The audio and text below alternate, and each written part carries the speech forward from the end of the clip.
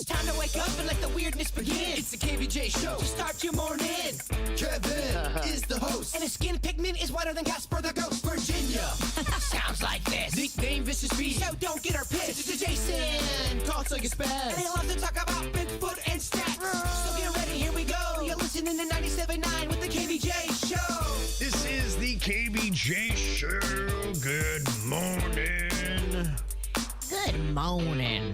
How you doing today, Virginia? I'm doing good. How are you? Doing okay. How was your son's improv class last night? It was good. So it was his end-of-year performance. Okay.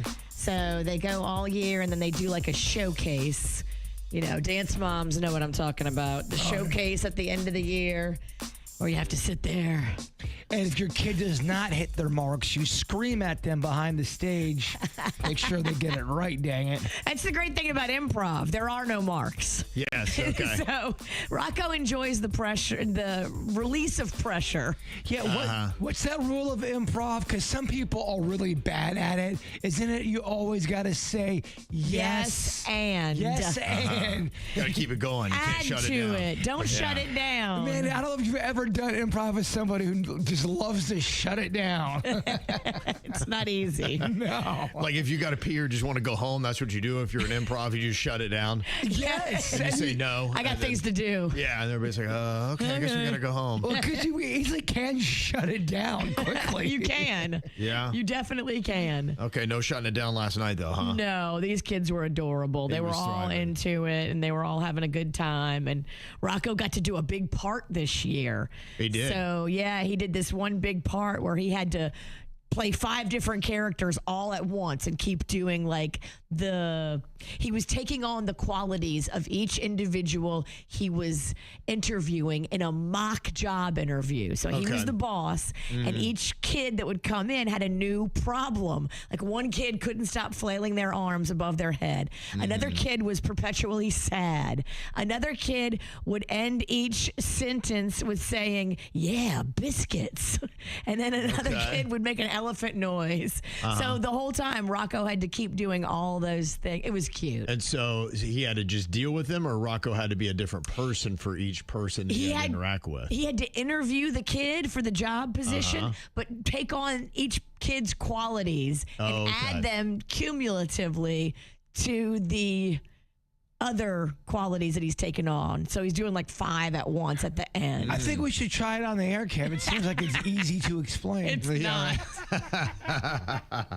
Maybe I'll send you a video. Okay, yeah. Like, I'm hearing elephants. I'm hearing a sad kid. It was a lot. What? I don't know how Rocco did it, actually, because I don't think I could. Does sound like a great training, though, to think on your toes and interact and how to, in the fly, try to work through something, keep a conversation going. That's what it is, especially if you have a shy kid or a kid that struggles with confidence and doesn't know really what to say or gets nervous.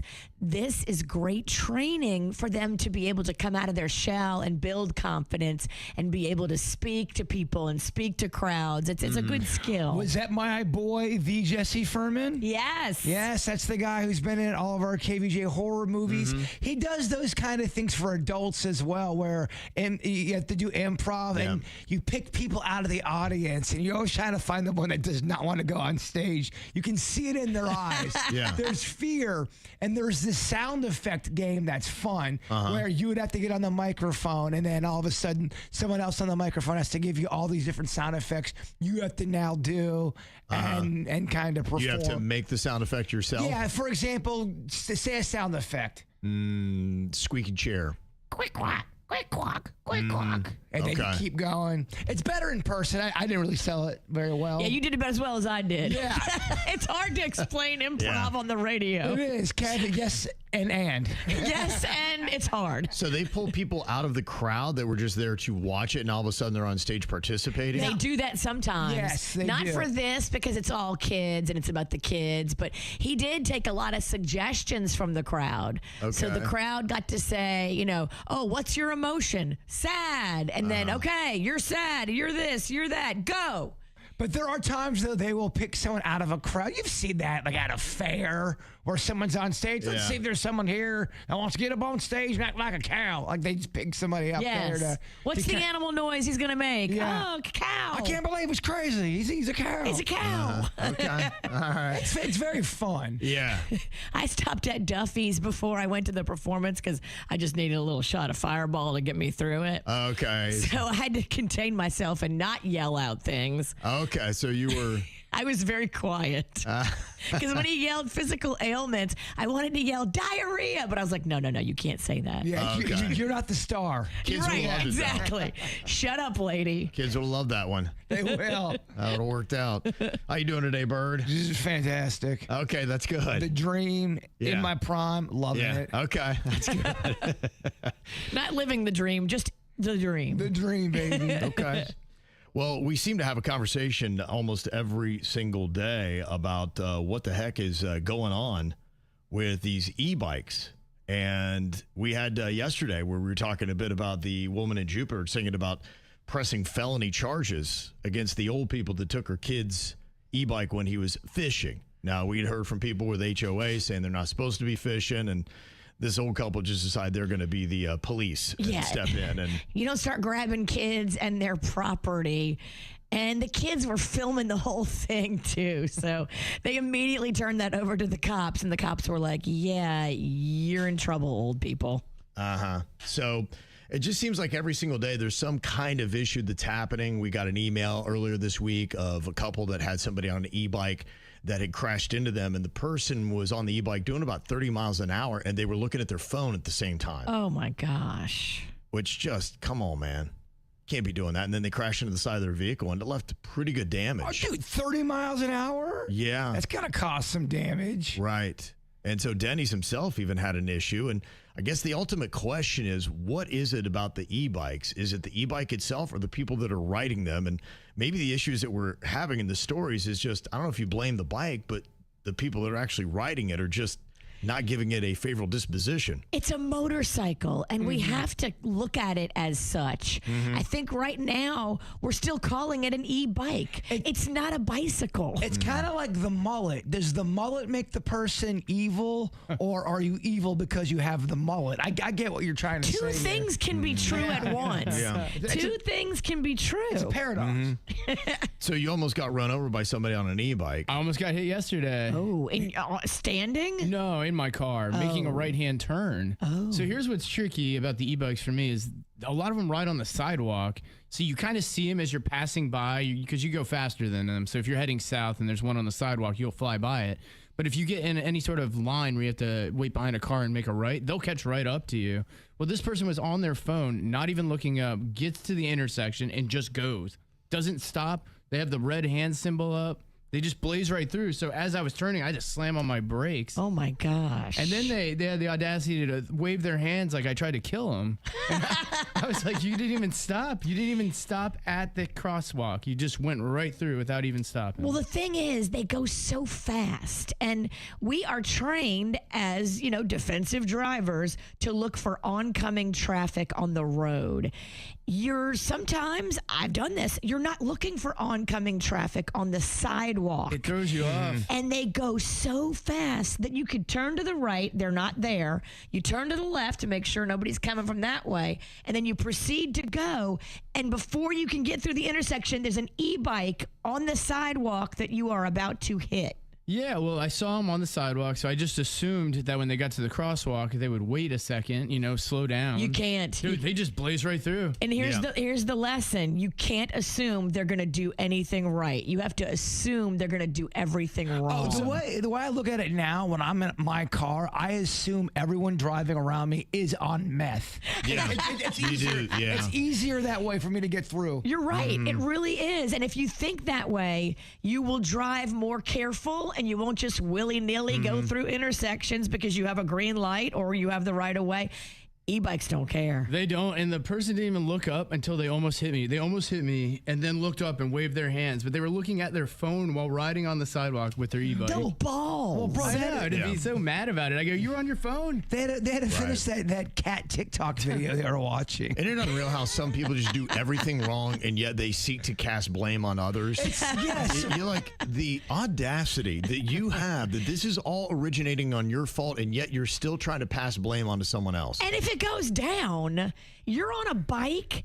Denny's is in a car. Yeah. Who do you think's going to walk away more effed up? But nothing burns me up more when somebody is clearly in the wrong and then they flick you off. Right. As if you did. Like, dude, you're the one that cut me off. Damn it, You need a Denny. mirror. You need to hold the mirror up and be like, this is who needs to get that bird. You need to flip yourself off. People don't have a mirror no more, Kev. I know, and that's the problem. You gotta look at the ugly mirror. You got to look at the ugly mirror, and sometimes it sucks. And when you realize you're the problem, you got to have a moment. The crazy part was I've seen a lot of kids on these. This is an adult. This is a full person. You know what? I forgive. Full person. No I reason forgive to the hit kid me. more because the kids are dumb. Exactly. They don't Their dri- frontal vortex isn't formed, and they make stupid decisions. You're a grown ass man, but sir. If you're a full person, it's different. It's completely different. You should have some wherewithal. Of course you should. Yeah, you know, people texting in that work at hospitals, and they say, yeah, we're just seeing it. School bus drivers saying they're running the stop signs all the time. I'd have my situation. I was in Boca, and, you know, when you're in Boca, I'm already conditioned that as soon as the light turns green, you got to go fast because they're going to lay on the horn. Amen. So I was in West Boca, and I was getting ready to go. Light had just turned green. I started to go kind of quick, and here comes an e-bike right through.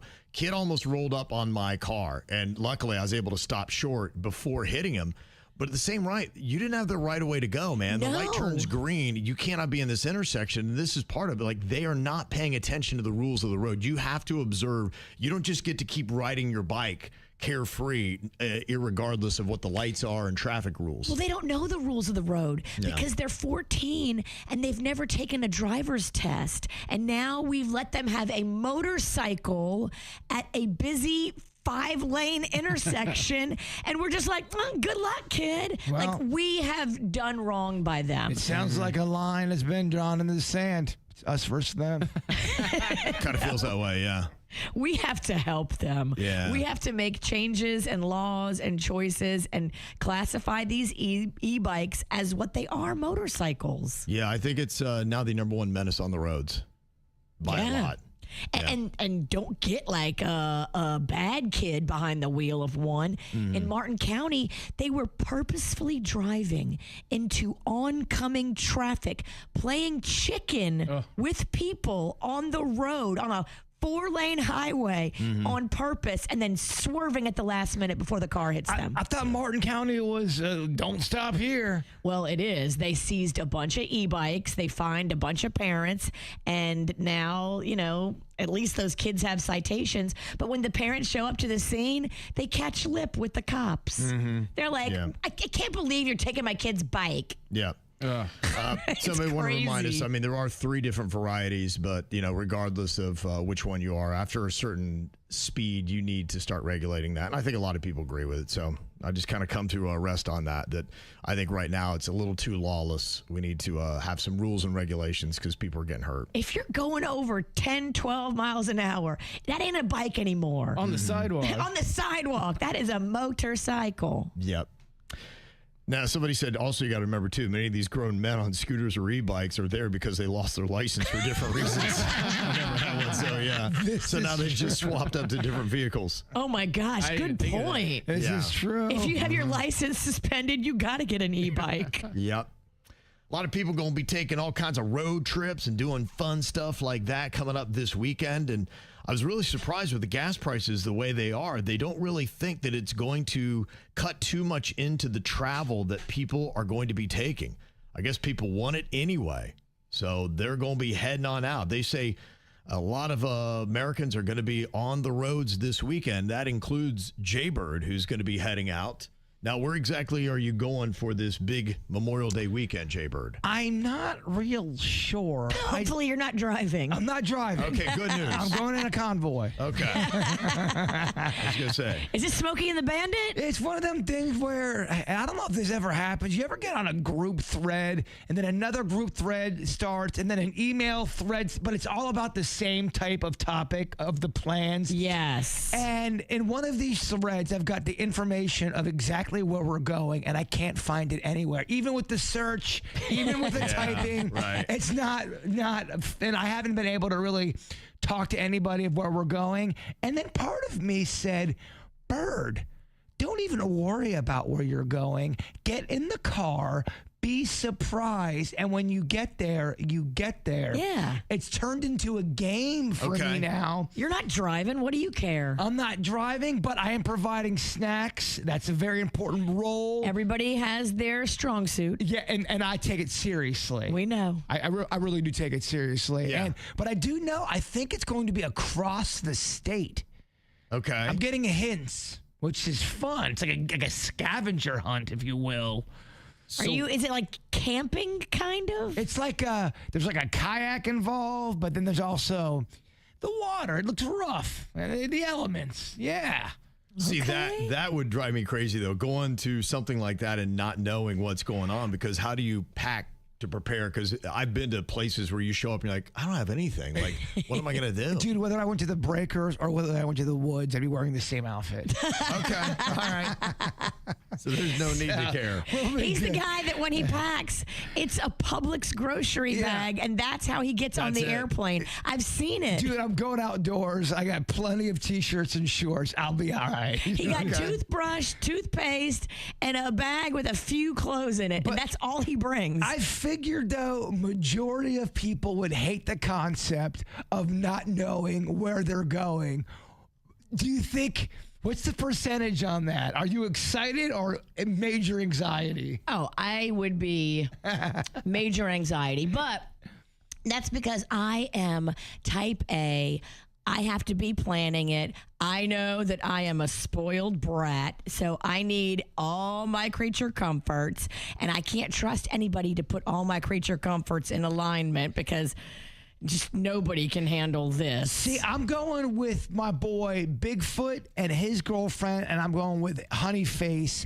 And now Bigfoot, he's my kidney brother. He is unbelievable when it comes to planning trips. He's got a talent for it. He brings a tent, he brings a setup, and he enjoys to do it. It's his art. Yeah. And Virginia's like that too. You two together throwing a shindig, look out world, look out. There goes the neighborhood. I respect Bigfoot's game. I've seen his game. I know the kind of level of party he puts together. If he was throwing my party or planning my trip, I would feel safe. It's almost, if you get in his way, you're hurting the process. You got to let this man cook. You're right. You got to let him do his art. He knows what he's doing. All you got to do is chip in, help pay for it, and he will handle everything. I mean, the good thing is I know it's in Florida, so it's nowhere so crazy. Now, if it was a different state and I had no idea where I was going, anxiety would kick in. I'd be like, we're going to Nebraska? You're good. He's good. Oh, yeah. No, I'm excited. I'm glad I don't know where I'm going. Yeah, that's fun. I think it's fun. You can trust him. Like, there's a lot of people I would not trust. Yeah, like a serial killer. I mean, like in my circle of friends. I think if I knew they were making all the plans, I would be like, let me help you. Let me get involved. You don't need to say that with Bigfoot. He's got this. I think this would drive a Kevin Ralston up the wall, not knowing. There'd be two things I'd need. One, I need to trust the person that they make good decisions. Because that's not always the same. If somebody that you trust and they've proven their worth, yes, I would put my hands into my weekend into their hands. Now, the thing is, I'd have to know the category. Because to me, if I think I'm going to the beach, I'm hanging out in a hammock, and then I wind up at the Springs or I need to be camping and I don't have anything, then I wouldn't be enjoying myself because I'd be like, I'm not prepared. I'm getting destroyed by mosquitoes. I don't have the right footwear. I can't do anything. Like, then I wouldn't enjoy it. So if I knew exactly what to pack for and I trusted the person, I'd do it. Yeah, all right. Yeah. I like It'd it. have to be those two things, though. Just be careful. Don't get any ticks while you're out there in the woods. Okay. Ticks are a thing now. I will. Yeah. I'll put out a letter out to all the ticks out in the woods and say, please do not bite me. And hopefully that works. Well, you can make essential oil spray and spray it like on your shoes, your boots, your socks. This sounds like a skunk trick. No, it's real. You can put just spray it on your shoes and boots and socks, and it repels the ticks. Okay. I don't want you to get no ticks. No, I appreciate that. No ticks. No ticks allowed. Kind of a 50-50. 55% of people would not like taking a vacation not knowing the destination. I figured you do. I'm fortunate because I'm not the one quarterback in this thing. I'm along for the ride. I'm snack guy. I'm there for hey, let's have some fun. I'm not planning it. That's where the pressure would come through. But Bigfoot loves doing this stuff. Then you're in good hands. Yeah, I can't wait to see your videos. Are you going to record everything? Well, I mean, yes, I would like to record stuff, but I also would like to go places to where I don't have to record everything, if that makes sense. Well, you need to get a different job. I know. I mean, Boy, you made a bad career choice. I'll record stuff, but it gets to a point where I'm like, am I really going to show this squirrel scampering? Yeah, I probably will. I want to see the squirrel. Yeah, I'm going to upload it. Don't Never on vacation. Never. I guess this is something that we probably need to start worrying about now is your algorithm. You'll notice it on so many different things, whether it be your Instagram, I've noticed it on YouTube particularly, and that's when you start watching something and it starts feeding you more and more and more. And when you get into a new rabbit hole, it's kind of fun because then you start really seeing everything in that category that you never would have found before. I'm like, this is great. It's super serving. But after you've been in that category for a while, the quality starts to degrade, or you start seeing the same stuff over and over again.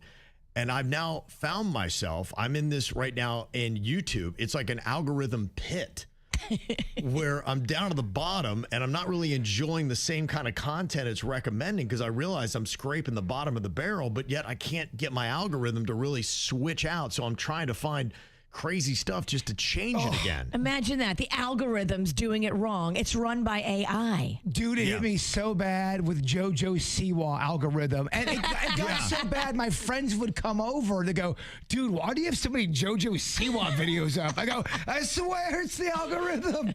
Creepy. I know. Yeah. It made me look like such a creepo. But I hate when people see my algorithm now because it screwed me over many a time.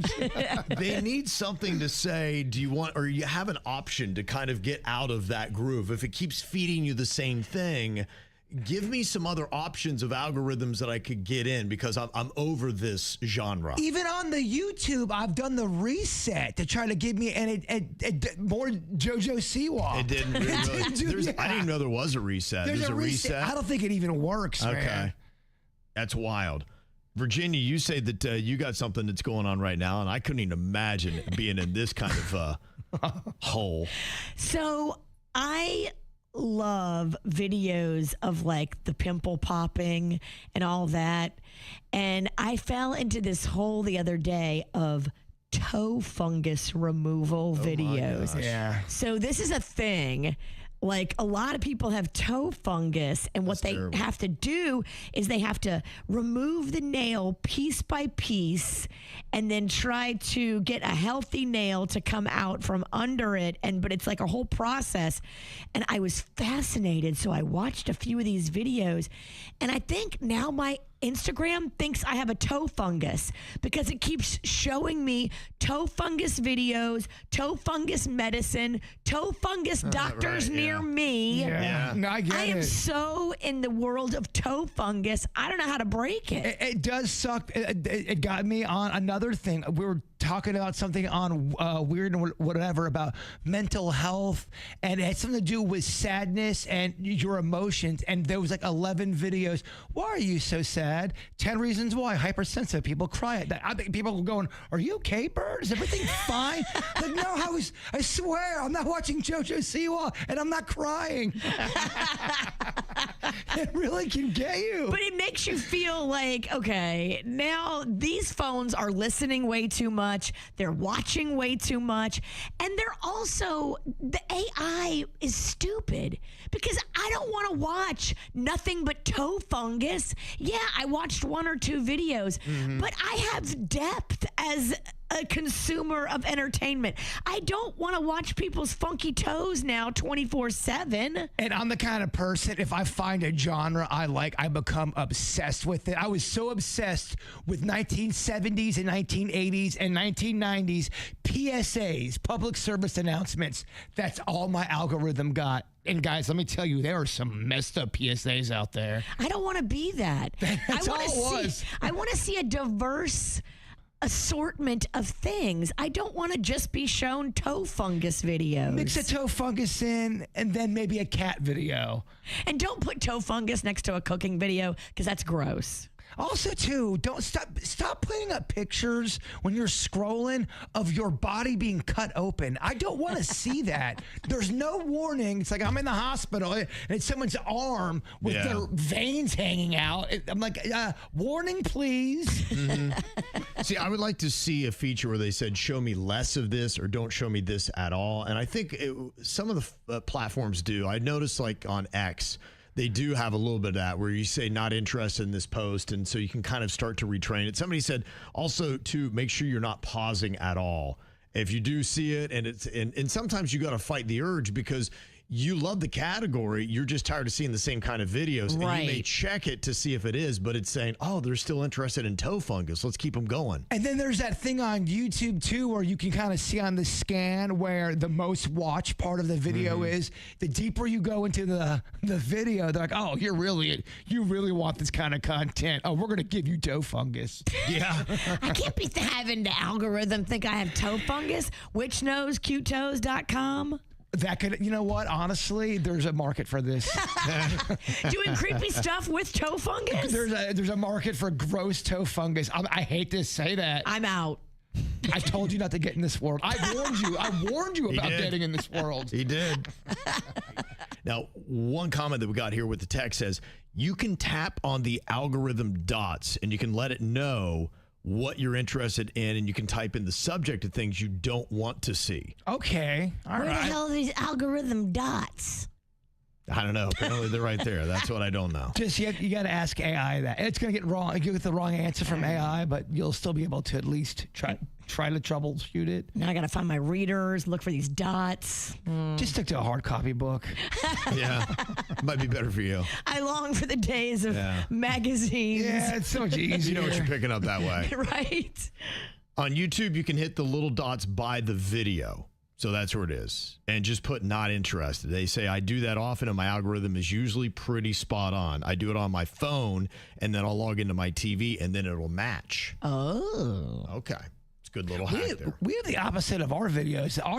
Ours goes into the algorithm and it goes into the abyss. What's that one like? Yeah. Is there a dot that makes us get seen more? Can we ask people to please click on those algorithm dots and like our videos there? I'll tell you what, though. If We are in algorithm jail. If it's a terrible video that I produce, I'll see that one come up all the time for some reason. Your worst stuff. Yeah, my worst stuff will show up. You make a good video, 3 people watch it.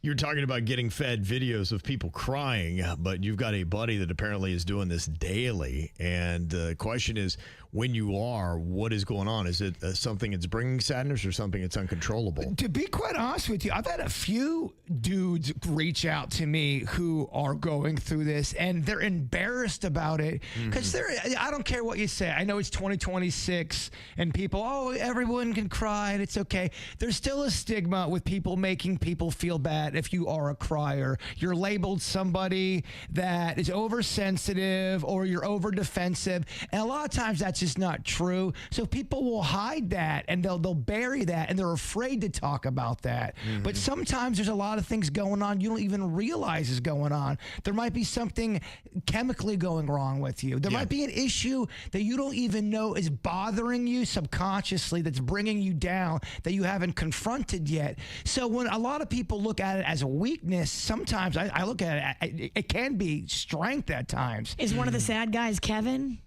No, Kevin should cry more. Yeah. If he cried more, I think it would do him some good. Right. He's the one that needs to cry but bottles it in. But this person has told me that when they have cried before, people have thrown it in their face. So that's why they're afraid to ever even talk about it. They bottle it up and they oppress it a bit. But this is a real thing.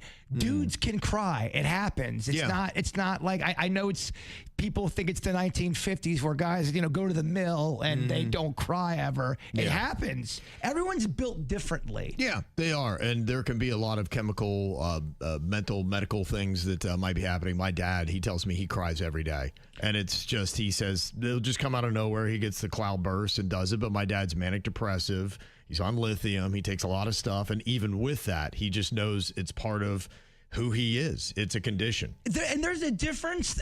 There's a difference of somebody just being a little bitch and not putting their, and there's a difference of somebody having the legit blues. Like you're talking about your father, it sounds like there's a chemical issue going on there. And there's things that everything may be going great in his life and he may wake up and just have the blues. That's a real thing. Hormones are real. Yeah. And it's if you don't go through that and you're a person that goes, oh, get over it, Kevin, or oh, tough it up. That's one of the worst things you can say sometimes to a person. Now, I'm not saying coddle. I don't think you should coddle, but I think you should get down to the root of why you're crying and be honest about that. Sounds like with my dad, it just happens. It's not necessarily that anything's wrong or there's anything out there. It's just kind of out of nowhere. It just happens to him, and that's what it is. I think sometimes you just got to know yourself. We're all built a little different, and I just realize that, some people go through it, and if you're not going through it, you can't understand it. You can't. And sometimes you have to just say, look,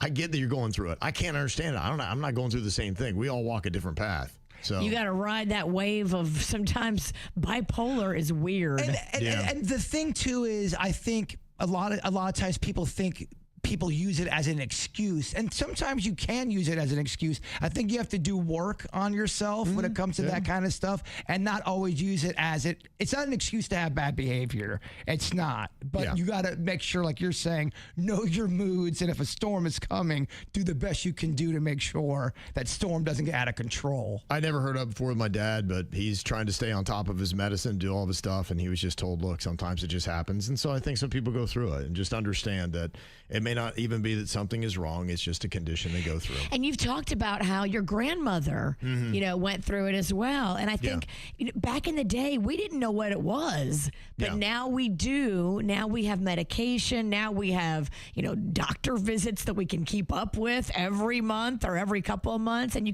can manage this stuff because it changes too. The other thing too, I think people hold a lot of stuff inside, and that builds up because they're afraid to admit what they're going through. And no one likes to be an Eeyore either. You don't want to always be around the person, I've got this problem or I've got that problem. So it's tough for some people to kind of do that double dutch balance. Do I talk about this issue or do I hold it in? I think it needs to be reframed. There was an era where the crying was just all bad. It meant that you couldn't cope. It meant that you were weak. And I think we need to reframe to say, look, sometimes it happens. Sometimes it's a sign of strength, I think, that you can show empathy and that it would move you so much that something would bring you to tears. I think it's the exact opposite. Now, I think we do need to sometimes say, look, this is a situation where you need to strengthen up. Yes. And there are times where it's like, okay, you're going to have to get tough in this. And you can't just curl up in the fetal position. Now's the time where you've got to get strong, and crying is not the right thing for you to do. But I think we need to separate and categorize crying correctly. I completely agree with you. I mean, in Japan, if you lose a baseball game, if you don't show a sign of crying, it's actually you're showing the world that you don't care about the game. When you're crying after a loss in baseball for Japan, it shows you have strength and you do care. Wow. So that's how they do it in their culture for baseball. Yeah, that's a human thing. It really is. And I guess everybody's going to wind up doing it someplace or another. It's the KVJ Dirt of the Day. It's the KVJ Dirt of the Day. Virginia, take it away. Because we need that Dirt of the Day. This Dirt of the Day is brought to you by my favorite closet people, closetsbydesign.com. I think we've established on this show that stalkers are weird and they do weird stuff. And I think Glenn Powell is finding this out the hard way. How would you deal with this scenario, Jbird? You've dealt with stalkers. So Glenn Powell has this fan that for more than 80 days, each day, has been going on TikTok and posting videos of herself eating photos of Glenn Powell. Eating the paper printed out photo? Yes. Huh. I admire the dedication. She's hoping that he's going to cast her in a movie, and she thought this is how she would get his attention. And when that didn't work, she started showing up at events, and now people and his team had to warn him, hey, bruh, when you're walking the red carpet, just be careful. That girl that eats your face on TikTok is here. We saw her in the crowd. It does make an event a little bit more challenging. She wants to eat your face. What could go wrong? Well, it makes me feel so uneasy. That is something.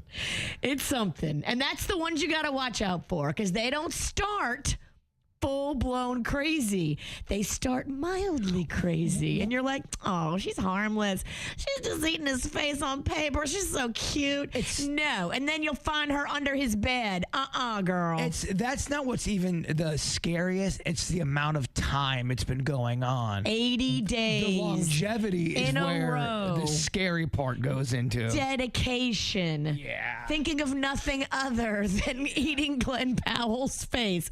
Oh, no. We got to get this one on a 5150 hold. She got attention. I would definitely put a red alert out. This girl is not benign. Protect yourself, Glenn Powell. Which really sucks for Glenn, because she's getting all this attention, too, just for being a maniac. Yeah. And by him talking about it, this gives her exactly what she wants. Fuel. She probably going to do more crazy stuff. I know. Stalkers do like when you talk about them. You would know. Well, Joey Chestnut got in a little bit of trouble. I don't know if you knew this. Did I know this and forget this? Back in March, there was an incident at an Indiana bar, and police say he slapped a man in the face during an argument. But, you know, sometimes in the bar, people need to be slapped. I'm on Joey Chestnut's side. How do we know this wasn't a stalker that was doing things to eat his face? Yeah, maybe throwing hot dogs at him or something. Yeah. You don't know. Sometimes people need to be slapped when they get stupid. I like how Virginia thinks if you just enter a bar, it's considered lawless. Anything goes. It's like Roadhouse. You can punch people and the law can't do anything about it. That's what happens in the movies. Yeah. Now, he was blackout drunk and doesn't even remember the incident. Got you. Now, after the fighting went down, did the band still keep playing? He doesn't remember anything. He was sentenced to 180 days of probation. So when he goes to do the July 4th hot dog eating competition, he's doing so on probation and has to check in and make sure everybody's cool with him doing it because, he'll be on probation for a little minute. Maybe this is slap. Maybe this is what the food world needed, Kev. Yeah. A bad boy. It kind of makes me respect him more. The renegade. The bad boy of food eating. I love it. And finally here, if you are a big fan of Friends and you have some extra money and you want to support charities to help people dealing with addiction, they're going to be putting Matthew Perry's stuff, 130 items of his personal stuff, up on auction. Things like a photo album that Jennifer Aniston made for him after Friends did their wrap-up party. This photo album has candid photos, private messages, cards, all kind of stuff in it. So, how much are they looking to raise? well, they're looking to raise hundreds and hundreds of thousands. Right now, that photo album, if you want it, the current bid is $4,600 for all these personal signed pictures and moments from Jennifer to Matthew Perry. I mean, that's a pretty special gift. I know who has all that money that could help out greatly. Who? The cast of Friends. Yeah. She should buy back her photo album. They've done pretty good. It's not a bad idea. But I think fans are going to want this stuff. And it's a rare moment of access for fans. And if you have a lot of extra cash, it's a great way to support these addiction foundations. Yeah, the prices I thought right now were insanely low. I think Yes. they'll probably go up a ton. They're going to go up a ton. The current bids are not going to be what they end at. And there's really expensive stuff like a Banksy piece of art that Matthew Perry had in his house. That piece of art is valued at like $800,000. So they're not going to let that go for $1,500. The name eludes me, but there's a really cute movie he did with Selma Hayek back in the day. And I remember going to see it, thought this is going to be a terrible movie. And it turned out to be quite cozy. She is adorable. It's a rom-com. Of course, I can't think of the name of it. The chat room will know it. It's on the tip of the brain. It's on the tip. As you were. I don't know what to do. I think you should send me home. Do I keep going or do I help him? I don't have the answers. I also don't have the chat room feed. I know. I've blown it again. All right. Well, somebody will know that movie and they will let us know. Yeah, because all of a sudden I'll just scream it out loud. Is it Fools Rush In? Yes! Okay. There we go. Thank goodness. Thank you, Kevin. You Okay. saved us. All right. And that's what's going on in your dirt. Okay, Jbird has been working on his Spanish. Is he getting better? And if so, how much better? Spent a lot of time with a very cute Colombian girl. That'll do that. That's motivation for you, Virginia. I know. And she is very cute. I would do anything for her as well. This is the part where Virginia makes it weird. Don't mess this one up, Jbird. How do I say Virginia's going to make this segment weird in Spanish? I'm still not that good. Okay. All right. That's definitely a phrase you need to get down. How are you working on your Spanish? More vocabulary and just trying to. The hard part for me is almost picking up the little words within the sentence, like the buts and the ands and the ins and the. Like, I can understand, libre, or I can understand. Okay. Certain words, but it depends on how it's said, and it's almost kind of like basic grammar is what I really struggle with in English and in Spanish. Okay. Yeah, what if you don't do so hot in English? I think I just have to become a mime. Okay, well, let's see exactly where you are here, Jbird, on some stuff. If I said La Ventana, what are we talking about there? La Ventana. Can you use it in a sentence? La Ventana, I will give you multiple choice. How about that? Okay. Okay. Is it the table, the window, or the door? La Ventana, I would be saying what? The window? Gonna go with the window. Yes, that is correct. Okay. Mm-hmm. What does comer mean? To eat. To eat. Very nice. Okay, look at him so far. Okay.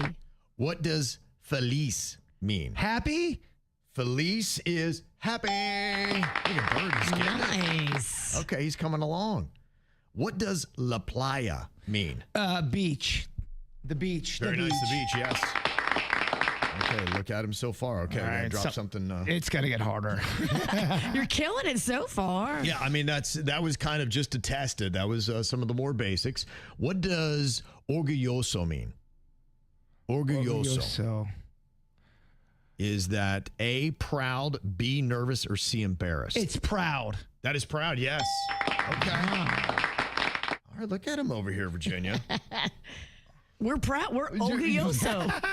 I'm very orgulloso. Let's go celebrate a little playa. What does el amanecer mean? El amanecer. El amanecer. Can you do it in a sentence? Let's go multiple choice. The sunset, the storm. The sunset.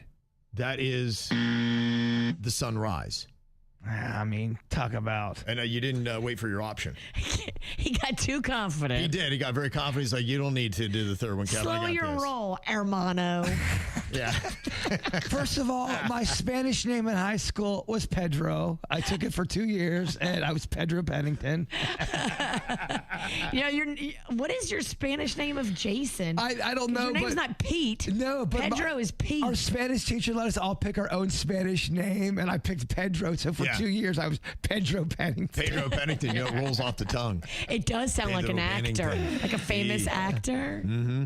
Okay, what about some of these sentences here? Okay, I'll give you multiple choice again, Jbird. All right. If I say, yo tengo dos hermanos. You want I have multiple choice? 2 brothers, or I have 2 brothers. Hermanos is brother, tango. Yo I tengo? like my 2 brothers, or I work with my 2 brothers. Yo tengo is... I have 2 brothers. That's right, yeah. Okay. Yeah, you start talking yourself out of it. I'm like, he's got it. Okay. Okay, what about this one? Ella está en la cocina. Yeah, Ella está en la cocina. Is Cocina, kitchen. Okay. Getting it here. Cocina. Say it one more time. Ella está en la cocina. We cook in the kitchen. We eat in the kitchen. So close. She is in the kitchen. She is in the. Oh, She's in the yeah. kitchen. She's And I didn't give you the multiple choice. Keep in mind, that's always there for you. Okay. Nosotros vamos al cine. Vamos. We go. Nosotros vamos al cine. Al cine. I know al cine. Can I have multiple choice on this? A, we are watching TV. B, we are going to the movies. Or C, we are eating dinner. We're going to the movies. There you go. Yeah. al cine. Okay. Oh, look at him, Virginia. He's definitely getting better. Oh, he is ready. I usually thought Una Película was the movie, but I guess this is a different That's pronunciation. a movie. This would be going to like a theater to go see the movie. A little slight difference, but yeah, you're talking. You're at least starting to see the variations of both. Yes. Okay. What about this? Hace mucho calor hoy. Hace mucho calor hoy. Mucho, a lot. Hace mucho calor hoy. This is a tough one. Multiple choice. Yeah. It is very hot today. It is raining today. It is very cold today. A, B, or C? It's very hot today. It's very hot today. Nice. I gotta be honest though, that was not with confidence. I guessed on that one. That was falso, not verdad. Okay, this is a good one for everybody. ¿Dónde está el baño? I gotta go to the bathroom. Or where's the bathroom? There you go. go. Where's the bathroom? Yes. And Jbird, what about this one? Quiero aprender español. Say it one more time. Quiero aprender español. Quiero Aprender español. I speak Spanish. It's not I speak Spanish. Can I have some You can. A, I forgot my Spanish book. B, I want to learn Spanish. Or C, I teach Spanish classes. say the Spanish thing one more time? Libro, you said? Aprender. Quiero aprender español. I'll go book, but I don't think it's the book one. Okay, all right. That's I want to learn Spanish. Aprender. Gotcha. All right. Mm-hmm. Yeah. And if you want to say Virginia's making the segment weird, it's Virginia está haciendo que el segmento sea raro. Oh, I see. Oh. He's going to forget, though. There's no way. Okay. But we're going to work our way up to that one. But a grade? I would say that is an A minus. Wow. A minus to B plus. Okay. He's Yeah. grading on the curve. I think so too. All right, I'll give you a solid B. Okay. I thought it was really good. Yeah, you did great. I see mass improvement, and I feel like you're right there. Now, somebody that actually speaks Spanish should really grade you, but you know. Yeah. I'm kind of like the substitute. This is the power. I don't get to hand out grades. This is the power of a Latin lady in your life. Look what she's doing to you. I'm trying to learn. It's tough, man. I love It's it. hard. It is tough, and you just really kind of got to be in it, and you got to dedicate a lot of time. And it's romantic that you want to do it for her. it's cool. It's cool, and you're getting there, Bird. See. People fighting online, losing their minds. So we read the crazy crap they write and have a fun time. Well, get ready for this week's digital drama. Got a bit of a weed war going on here. Lynn is calling out all the teenagers who are smoking grass on the bridge by her house. Neighbors are kind of sick of it too, so they're all going to jump in on this next door thread. I will play the role of Lynn. We'll have Virginia playing the role of Ryan. Jbird will be Rachel, and then Denny's, you can be Lillian. Denny's actually wants to play the role of the kids on the bridge. Yeah, in real life right now. Is that possible? Well, here's what Lynn has to say. I am so done with these grimy kids and their giggle grass all at the bridge by my house. I'll show them what happens when they turn my neighborhood into a skunk farm. I'm marching down there tonight, and I'm letting them know that pot destroys your soul. Oh, here comes the fun police. What are you going to do? Confiscate their devil's cabbage and call their mommies? Lighten up, lady. It's just weed, not meth. Lynn, maybe just enjoying a little happy. Maybe you should just enjoy a little happy herb. Are you really going to bust out a megaphone like some vigilante hall monitor? We are all teenagers at some point, smoking grass and getting ass. Ooh, that was living. Let the kids be kids. Here comes Rachel. Oh, I am with Lynn. I'm tired of that stank smell dominating our streets. They cloud up our evenings like some kind of weed thunderstorm. I'll bring a spray bottle if I have to and get all those joints wet. A wet joint is a non-working joint. Exactly, Rachel. I'm about to turn their wacky tobacco session into a teachable moment. They'll be begging for fresh air when I'm done. The neighborhood can start calling me the breath of fresh air.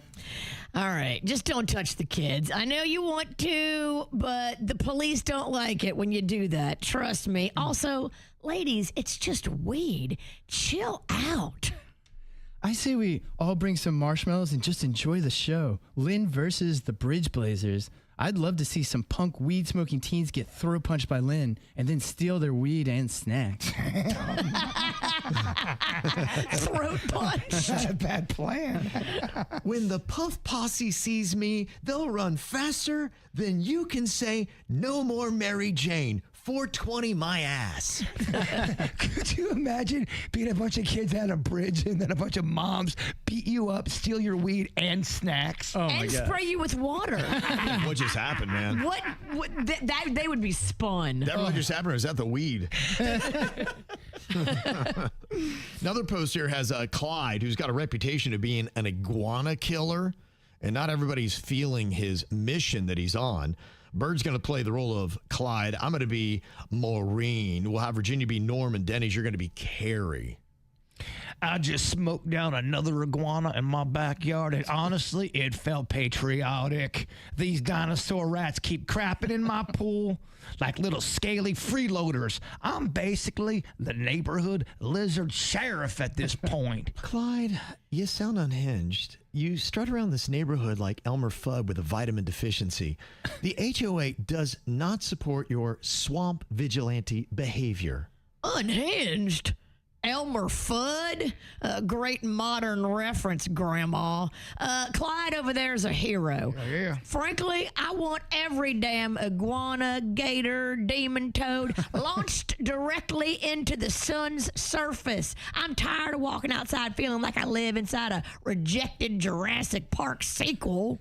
Thank you, Norm. An iguana hissed at me last week like it paid property taxes. Clyde's doing the Lord's work while Maureen sits on her fat ass at her crappy and dumpy porch couch. Yeah. Crocheting sympathy blankets for reptiles. Hashtag sad day in our country. See, Carrie gets it. Meanwhile, Maureen's over here acting like these iguanas are honor students. One fell out of my tree and scared my aunt so bad she dropped an entire public sub, then peed herself. Not the iguana, my aunt. I'm saying my aunt peed everywhere. Clyde, your aunt is scared of ceiling fans and yogurt commercials. Also, Norm, sounds like he should be on a government watch list. You people are one bad day away from declaring war on squirrels. Maureen, your comedy and your insults both suck, girl. While you're out here defending lizards, one of those leathery sidewalk dragons cannonballed into my pool like a drunk wrestler. Shut up, woman. Oh, Maureen talks big for somebody whose emotional support owl attacked 3 Amazon drivers. Yeah. Maybe focus on your own circus before judging Clyde and his iguana cleanup crew. Exactly. Let the record show I'm not stopping until every last backyard iguana is either in a soup bowl or on a stick. Oh, okay, that's his mission, huh? We support that. USA? That's right. That's right, America, damn it. So we still got a relationship going on here, or maybe it should just completely end, because he says his fiance is now just his girlfriend. According to the email that he sent in at mail@kvjshow.com, he said, I proposed to my girlfriend last weekend, and she said yes. It was emotional, exciting, everything I hoped it would be. We celebrated, called family, and for one night, it felt like the start of the rest of our lives. Well, then the next day, she tells me that she had a fever and wasn't feeling right, which I believed at first, but then she sat me down and said that she thinks that she made a mistake in saying yes. She claims she was just overwhelmed in the moment. She wasn't thinking clearly, and she needs more time to figure out what she wants. And now I'm just kind of stuck in this strange limbo where I went from fiance to something undefined overnight. I feel embarrassed, hurt, and honestly, I'm a little angry. Part of me wonders if the fever was just an excuse to soften the blow. Do I give her space and hope that she comes back to yes, or do I take this as my answer and walk away? I mean, who takes back saying yes to a proposal just because of a fever? Rejection by fever. Huh, never heard of it. Look, life and love is about rejection. It happens to everybody. I think when someone gives you a clear message, you need to receive it and act accordingly. She's telling you she doesn't want to marry you.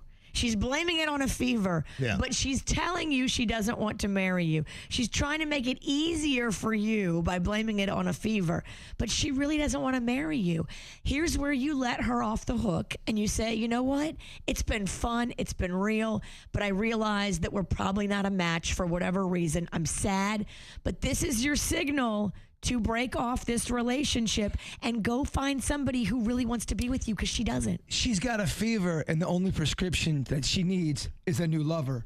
That's what it sounds like. So you both think it's over? No, It's over. Well, look, when someone doesn't want to be with you, especially something like that, I don't want to be around them either. I mean, it sounds like she doesn't want to get married, and she sounds like she's taking it back. And on a fever, I mean, I've had so many fevers in my time. I've never said, yeah, I'll marry you. I mean, I've never been that crazy. The thing about it is, she has different goals than you. You want to be married. You want to be engaged. She doesn't want that. And if you aren't aligned on what you want, this is your chance to go find somebody who will align with you. Life is short. Time is short. Get out there and go sleep with somebody random. Some people say yes to marriage just because they're afraid of saying no. They don't know how to say no and hurt someone. I've heard people talk about this before. They go, I didn't really want to get married, but I also didn't want to destroy their feelings. And they almost kind of put their partner's feelings in front of theirs. It And happens. they knew that it wasn't the right person, but for whatever reason, they were afraid to say no. And I don't know why. It happens. It really does happen. It does happen, but you need to stop, take a breath, look around. It sounds like that's what she did. Well, sometimes she stopped the next moment and she said, wait, I don't think this is a good idea. You know, it's sometimes you got a lot going on with all this. You got families involved. You have friends that know each other, and you know the parents. And it's an easy or it's a hard thing to say no to that because you've all those people involved. But this is a blessing. She did this the next day. She told you the next day. You should be grateful that this happened quickly and painlessly. Now you're going to be sad, but you're not going to be like the week before your wedding, her telling you. Yeah, I mean, it could be a lot worse. I bet there's a lot of people that walk down the aisle that are saying, I am doing the wrong thing right now. You're looking at one. My first marriage. I should have never done it. I did it because I was pregnant and I thought it was the right thing to do. Boy, was that a mistake. Yeah, and you had the pregnancy that was on your mind too. Imagine walking down the aisle, you're not pregnant, but you also know, I should not be marrying this person. What am I doing? It happens. Yeah. This This is a gift that she is giving you, letting you out of a relationship that she doesn't want to be in, and it's happening quickly.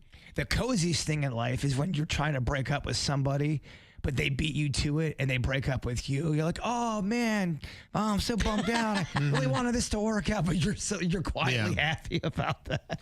This guy sends you a pretty good lesson here. He messed up by not having more confirmation. If you're going to do a public in front of friends and family type of proposal, you have to know that it's a slam dunk that she's going to say yes. She did, but it wasn't the right way. So you blew it on that. The second part of this is you need to have a real conversation now. I don't know that you have to go from we're engaged to we're not even together at all, but I think you have to have a real conversation and be like, does this mean you never want to marry me? You don't want to be with me? That you think that we should end the relationship and have a real discussion? Look, if you're close enough where you think you're about to get married, it could be that she's like, it's not right now. I don't think roaring in there be like, all right, this whole thing's over. You'd be like, you may be right. It's just not right now, and you need to slow it down. Don't be a little bitch. Don't go in there and beg for her to still be your girlfriend after she just told you she doesn't want to marry you. Pick up your feelings. That's different than saying, I doesn't mean I don't love you and don't want to be with you. I enjoy hanging out with you.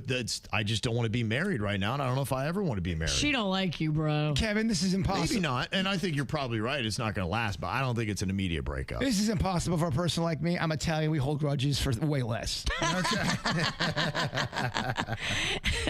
Just keep it moving, bruh. I know it stings right now, but guess what? When you hook up with some rando this weekend, it'll sting a little less. Yeah, he definitely did blow. You didn't do it the right way, my friend. I disagree with Virginia. Sometimes when you break up with somebody, one of the worst things you can do is hook up with a rando. And sometimes it can lead to a lot more emptiness and some depression. I know people are going to go, oh, what are you talking about, Bird? Go ahead. Get it. What time is it? I can't say that right now. Don't say get it. Just don't. We know what you were going to say. Don't get it. Sometimes I think that is not the best decision for everybody. Everybody's going to make their own choice, but here's the one thing I would tell you. Don't sit at home crying about this girl. Get your life back. Go be happy. Go do something. Go feel fulfilled. Go hang out with your friends or family or people that do love you. This girl don't love you like that. So 77% of people say it is an immediate breakup. And here's the lesson, that if you go to propose and the person is not sure or it's a not right now, your relationship, according to a majority of people, is doomed. Like it's all or nothing. You've shot your shot. And if she's like, no, or not right now, then you have to break up with her. I would totally agree with that. Completely over. So I guess people are going for it's all or nothing. Look, the love is a gamble. And, once he went big, he took his shot. But once you do that, there's no going backwards and putting the jack in the box back in the box. It's out, bruh. Love is a gambler from the start. Love is a gambler from the heart. Can I get an amen on that? Poetry. Johnny Cash, baby. Oh, okay. Look at you. Wasn't original? I was so impressed. You should have just owned it. It was from a low budget movie from the 80s. Okay. Who wants to laugh their ass off? Ooh, I know I do. He wrote some funny punchlines just for me and you. It's Danny's Joke Jury. Who's ready to laugh? All right, it is comedy time. Danny's got some jokes here for us. We got to let them know, though, honestly, which ones are working, which ones are not. So let's try some jokes here today, Denny's. All right, and there's a little bit of a theme since we have Star Wars dropping tomorrow. Whoa, this is huge. Is it all Baby Yoda jokes? It's all Star Wars jokes. Oh. It's National Talk Like Yoda Day, not to put extra pressure on anybody. Please tell today is or tomorrow? Today is National Talk Like Yoda Day. May we please do? May we? It's not talk poorly like Yoda Day. It's talk like Yoda Day. You can't get in my head right now. I got the power of Master Yoda in my head. Dude, I'm the Sith. You are a Sith and you're tough. You're right. I got to take that seriously. All right, so there's going to be a little bit of a theme today, Star Wars. First joke, which 80s rocker was betrayed by Darth Vader? I don't know which 80s rocker was betrayed by Darth Vader. John Bon Jovi Wan Kenobi. All right. I'm already loving this. I'm already loving this set. Already got Bird. Bird's in. Second joke, why did Princess Leia start taking Ozempic? I don't know why did Princess Leia start taking Ozempic. She was getting fat in Alderaan places. That's such a clever joke. If you're a Star Wars dork, Okay. that is a clever joke. Okay, Alderaan places? Yeah. Come on. All right, your lightsaber is showing. And it's red. Someone is so excited. Yeah. I think that was good. Brilliant, Denny's. Third joke. Which Tatooine gas station does Luke get his subs from? I don't know which Tatooine gas station does he get his subs from. Jawa. Okay, yeah.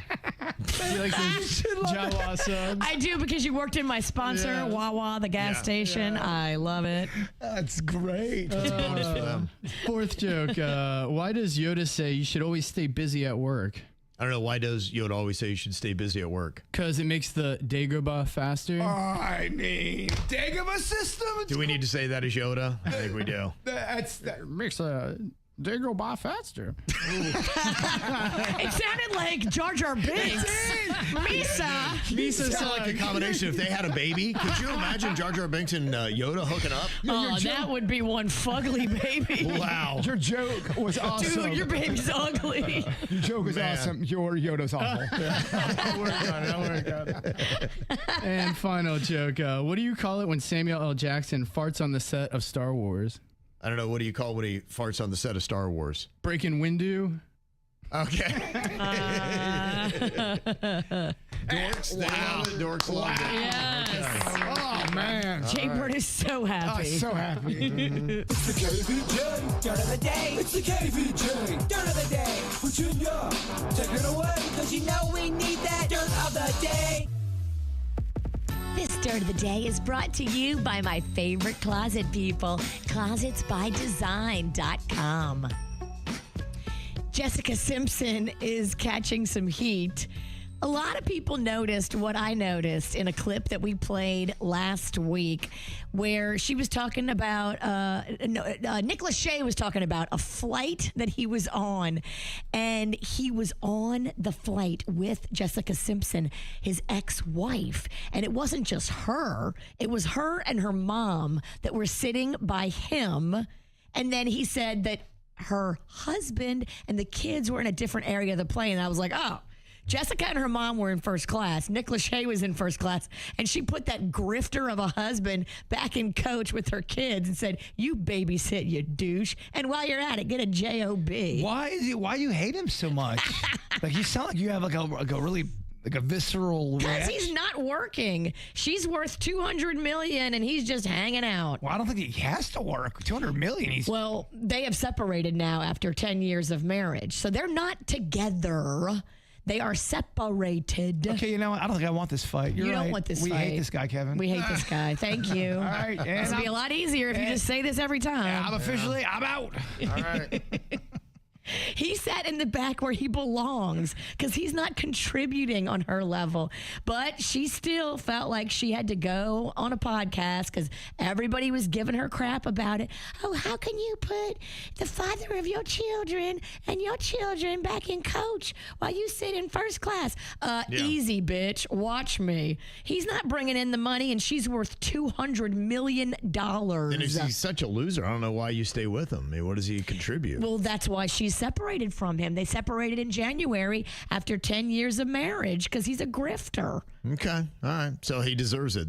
You get what you... He's lucky he's on the plane. Okay. He's lucky he's included. Yeah. When I separate from you, guess what? I don't have to take you on any trips. Yeah. Her mama bought those tickets. Right. You go coach with the kids. You go coach with the kids or you don't go at all. Gosh, how do you think he's feeling? Like he's sitting back there and coach with the kids and he's looking up there and be like, oh my gosh, she's You blew it. really a handsome ex-husband. She's sitting up there by her ex. But Yeah. Nick Lachey is very happy Sure. in his marriage. He's not looking to get back with Jessica. But it is just so funny that they were all on this plane together and all this played out. And we can see exactly what the family dynamic is. Only thing I can really contribute to this conversation is the fact that I've learned that I'm a train person. Like, I like trains better than planes. Take Amtrak, where it takes 5 days to get there. I'm okay with the pacing of that. I'm all right with that. Take my time. Yeah, their chill. motto is take Amtrak. We'll change your opinion. That would be so awesome if that was their slogan. Well, I don't know if you saw the live Survivor last night, but they did that thing that The Bachelor does, and so many of these shows, like the ending is already predestined. They've already taped the ending of Survivor on the island, and the contestants battled it out, and we already have a winner. But to get more ratings and get more drama out of it, we're going to do a 3-hour special where part of it's live, but then part of it's pre-taped, where you see, who won the $2 million grand prize, which is a big chunk of money. But during the live part, Jeff Probst messed up and actually gave the results before the edited part aired. No. Whoopsie. Rizzo, you become the final member of our jury. Take a spot over here. This is it. Figure out what just happened. They didn't show the fire. Fire hasn't happened yet. Huh? The fire hasn't happened yet. Keep going. I'm not even sure what's happened, but up next, we're going to have one final surprise for the players. This is going to be interesting. Jeff, just run off stage. Trust me, just run off stage. You had a good run, Jeff. Yeah. You had a good run, brother. Didn't you get fired before? Yeah, this would be the second time you got fired. No. I thought he. I think Probst has been the host since episode 1. I could have swore he had to take a back seat for a while. I could have swore that. Okay. Did he? Not that I'm trying to get into a dirt off with you. I know after don't season know. 2, I took a back seat, so I'm not really sure what's been going on. I thought he was the host season 1, and this is season 50. Yeah, I know he was on there for a while. Again, I listened to the dirt intermittently. Okay. So I don't know. I don't know, Yeah. but he's been solid. I think he's been solid. This will just show them maybe you shouldn't do a live show because your host might accidentally blow the ending. The one thing I have noticed, and I know you don't watch a lot of these shows, Kev. They do these really cringy intros to the point where, like, they'll show everyone that's on the show, and they're like in slow motion, giving sex eyes to the camera, and it's so uncomfortable to watch. I don't know. Am I the only one noticing this? Sex eyes? I mean, I think sex eyes from Jeff Probst I would like. Yeah, I don't think I explained it right. Okay. Yeah. In fact, you know what? I need to move away from this conversation. Finally here, we'll end on, it's just tough kind of note. Kylie Minogue, back in 2005, talked about how she was battling breast cancer, but she went public with it, and she really did encourage a bunch of women to go and get mammograms and do the right thing, and we're cheering for her. I guess she just recently disclosed that she is battling it for a second time. I believe she's doing great, but her second go round, she was like, no, I'm not going public this time. She's just now talking about the fact that in 2021, she had to go through it for a second time and did it privately that second time, which, hey, we understand. But look, the message is clear. Get your mammograms. It can save your life if you catch it early. And if you're overdue, this is your sign to get your mammogram. I wonder if you have that, because I saw Vanessa Trump had just announced on Instagram that she's dealing with breast cancer. I saw that too. And I assume there's two different strategies. One, you can say, all right, I'm going to quietly fight it, and then I'll let people know years later when I'm okay, or I'm going to announce and then fight it and have all that support. And I guess it's just however you want to do it. Kylie Minogue did it both ways. The first time she did it, she went public. The second time she did it, she did not. I wonder if she learned a lesson. That just shows you how tough it is to go public with your medical diagnosis. Yes, it's brave. Yes, it's awesome. But then you also open yourself up to all these opinions of all these morons on the internet. It's a weird thing, and I am not at all comparing hip surgery to anything that you're talking about, but people, I can see why people don't bring up their medical issues, because for the reasons Virginia's saying, either people say you're faking it, or they just, it's a time where people can get in your head, and you need to have your head clear. And you're trying to do the right thing by being public about your diagnosis because you want to help other people. But then you realize that people can be really mean and cruel. And you're like, okay, second go round, I'm going to protect my heart. If you're having a bad day, one comment can send, and especially if you're going through something like cancer, Right. something serious where, anything can set you off. And I get why. I get why you would want to be quiet on certain things. I could see it then be becoming the only thing people talk to you about. Yes. True. You know, like, I'd like to be known and have some other conversation other than my breast cancer or my hip surgery. Or Totally. whatever. And especially if you're putting out new music. Yeah. And people can be insensitive and not even realize they're insensitive. People say some just off the wall stuff to people I know. sometimes. I've seen them come up to you at events and just say, Jbird, you look sick. You got cancer? I'm like, oh, So loud. okay, no, I don't think I do, but it's in my head now, and I'll try to make an appointment. All right, happy Friday. Drinks on me. People say some weird stuff. I know. So we respect Kylie Minogue and her journey, and we just are lucky that she's talking about it, spreading awareness for getting those mammograms. And that's what's going on in your dirt. Okay, can we answer like a majority of the KVJ show? Going to find out here in Majority Rule. It's myself, Virginia, Jbird, and producer Denny's here. We're going to see if we can match up on these topics. And if you answer like a majority of people, then you get a point for it. Now, the first thing I'm asking you guys is to give me something that people collect. What is something that people collect? Okay, who am I trying to think like? I think I'm going for Riggy Ralston, since it is the summer of Rig. Well, good luck, because I'm trying to think like Jaybird. Damn it. I put toys. Damn it! Okay. What I you went got, Virginia? Specific. I'm trying to think like you. I put baseball cards. Yeah. Back in the day, you had one. I did, yeah. Bird? I just went through a big lot. I just bought a bunch of Teenage Mutant Ninja Turtles, so I just put Teenage Mutant Ninja Turtles. Okay. Is that toys? It's toys. It is toys. It is toys. I can prove it. It In is fact, toys. I'll do a video later today. It should do real well. Okay. And Denny's? I put action figures. Oh, those are all toys. I figured, yeah, we had Bird. I mean, you had to put that. And Kev, these are the Super 7 figures. You would love them. The what? Exactly. I knew I know what I'm talking about. He would love them, though. Okay. What is something that ruins a romantic moment instantly? Something that ruins a romantic moment instantly. How are you going to answer that one, Virginia? I'm going to go with a fart. Jaybird. Snot rocket. It does. Denny's. I also put a fart. Same. I'm like, yeah, absolutely. I couldn't believe Jaybird didn't put fart. Okay. He doesn't fart a lot, which kind of like pisses me off because Why? I like farts. And you're always like, I don't fart a lot. It's boring. First of all, I've never gone, oh, I don't fart a lot. I've never talked like that. yeah, ever. you have. Stay focused. This is what she does, Bird. Stay focused. What is a situation where it's okay to lie? Oh. Situation where it's okay to lie. Jaybird, what do you think? Murder for your mother. Okay. You're covering your mom's murder. Yes. No. Yes.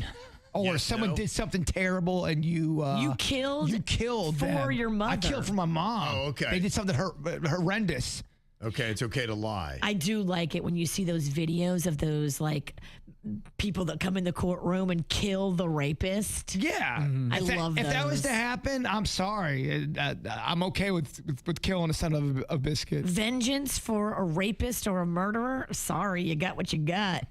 What do you got on this one, Danny? It's a situation where it's okay to lie. I put someone's appearance. They didn't, maybe yeah. it doesn't look great on them. When I ask Panda, do I look fat in this? And he says no. Or it's kind of like when I wear, green every day to work and someone says, hey, you kind of dressing like boogers all the time.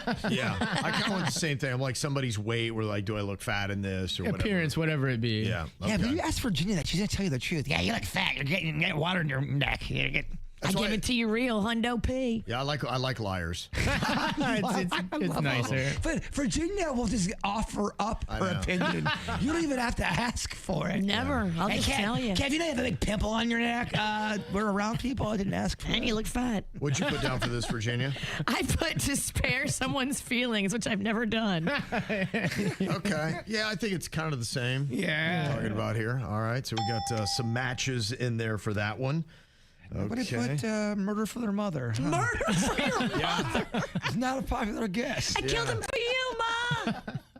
Oddly enough, yeah. Denny's and I tied at 3, Virginia with 2, Bird at 1. All right, still in it. What is a personality trait that you think is overrated. A personality trait that you think is overrated. All right, Denny's. Wait, hold on. Let us think for a second. Yeah, this is a smart question. It's an SAT question. Come on now. Know the room. I got to cite my sources. Dumb it down, Ralston. Okay. Yeah, some people are like, oh, I love people that are this, but you think, no, I don't know. Not a big fan of that. Okay. Have you thought anything yet, Denny's? Yes. Okay, what do you got? Somebody's too nice. Oh, too nice. It comes off suspicious. Gotcha. Okay. I'm going to go matter of fact where people are like, well, I just tell it like it is, man. You're going to know with me where you stand. You know, I'm just very, the person who's just like, I'm just honest, man. You know, if you're going to hang with me, it's just the way it is. People are like, yeah, it's so good. He's so real, man. So Everyone hates me. Okay, so he keeps it Hundo P. Okay, so you're talking about Virginia again. I was talking about Hundo P. Okay, guy. gotcha. All right, so it's Virginia. And some people are like going, yeah, I love that he's just so real, man. He keeps it real.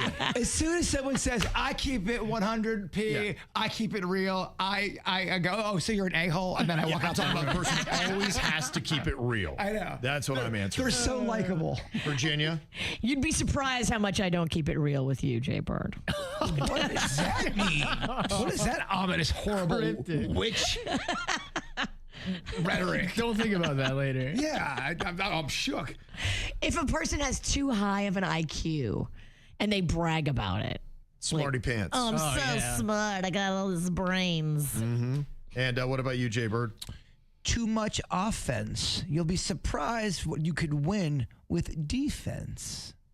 I don't even think I understand that. What are you talking about? Part of my thing is being cryptic. Okay.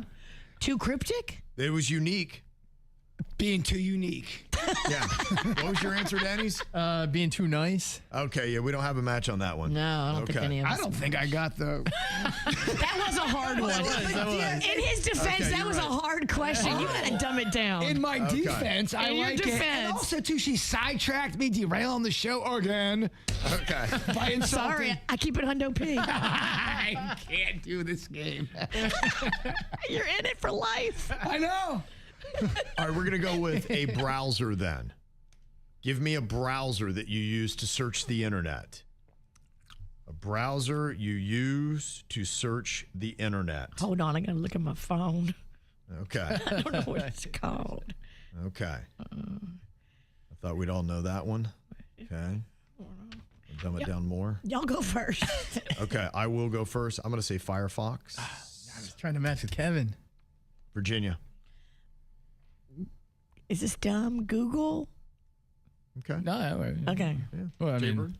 Is this dumb Google? Because I wrote that too. You wrote Google I wrote too? Google. And Denny's? I did Google Chrome. I put Chrome. Yeah, he's all right, got to show I think off. you guys all match. He's got to show off with the Chrome. And let me guess, you learned that in Cotillion.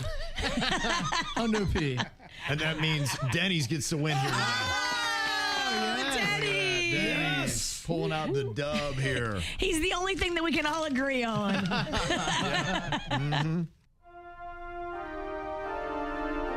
It's time to hear your confessions. You can text them into us, 877-979-WRMF, 877-979-9763. All right, some of the things that people are laying out here for us today.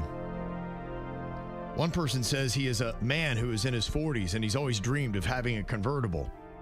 And so, you know what? Last year, he finally went out and he got one. But now he's realized that he's embarrassed to ride around with the top down because people notice that he's listening to audiobooks. Oh, man, rock your audiobooks. Who cares? Yeah. He thought he was going to get the chicks, and then he turns on the audiobooks and ugh. Do it for you, bro. That's right. Yeah, You're right. do it for you. Don't do it for the chicks. Okay. Because soon you'll have ED. It won't matter anyway. That's true. Exactly. Come on. If you got there, you couldn't do anything with it anyway. I hate to break it to you. He's got ED already. Yeah, convertible. So he's getting the convertible. And he's got audiobook playing, which is probably self-help to make him feel better. He's got ED. Just on a game day, dude. This person confessing that they've been divorced for 2 years, it says, didn't really appreciate the little things that the ex did, like emptying the crumb tray on the toaster. I realized how much I missed him when the toaster caught on fire the other day. Get what you deserve, you pig. The little things coming back to haunt you. Oh, Those ghosts can be oh so loud, can't Maybe you they? should have appreciated her when you had her. How do you know it's not the other way around? Yeah, Jane? what are you talking? Why? I'm pretty sure. Why are they? You're pretty sure. Yeah, I'm Gender like wars? 99.9% sure. Oh, you are? Okay. Yeah. Gender war Sinicki. That should go on your birth certificate. I'm fine with that. I know you are. And this confession says, when starting to date a guy, I go round to his place as early as possible because I want to see what their apartment or condo looks like. And if it's an absolute dump and they do live like a teenager, it's over. I know right away I can never be in this thing, and I judge somebody super fast. That is my thing. Sorry, not sorry. Amen. She's just coping with the fact that she's a low-key stalker. Even when we were teenagers, I would do that. Yeah, you're a low-key stalker. If you've got a mess and grossness and like uneaten food on tables, bedside, like, no, we're not going to be able to match because you're gross. Okay.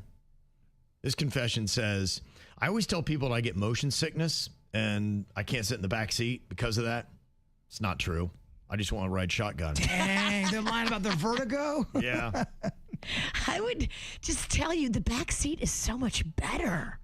Oh, I want to be in quiet and peace and just undisturbed. The back seat is great. Well, you have a role if you're in the front seat. If you're on a road trip, passenger, you're the Chewbacca. You're possibly running music. You might even be trying to be the one in charge of snacks, possibly. You might be like running the navigation. I mean, you're part of the pit crew in there. Back seat is, you're scratching your privates, you're eating the snacks. Thank you. I hate the back seat. You hate the back love seat. it. Not a Yeah. fan of it because a couple reasons. One, I prefer to control the radio because I've been in there and they're just like playing terrible stuff. I'm like, and it's only things you know they like. I'm like, there's 5 people in this car. You're playing only things that you like. Musical bully. I don't like the musical bullies. You stay away from that. And the other thing I've noticed too, now it's starting to get warm.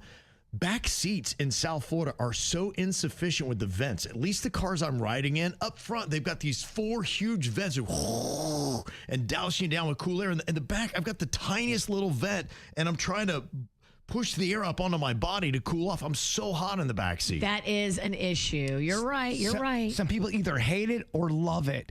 And I'm so against a music bully on a road trip. Yep. Everybody gets to pick a song. So Kevin gets his song. When he's done, Virginia gets a pick now. Then when and then everyone gets to pick. Some are going to suck. Some are going to be good. Some you may never even have heard of before. But everyone's involved now. Now it's a game. Okay. No? I love it. I like to say, okay, can you name this song? Who can name it the fastest? Oh, yeah. That's fun. Yeah, that's lame trap.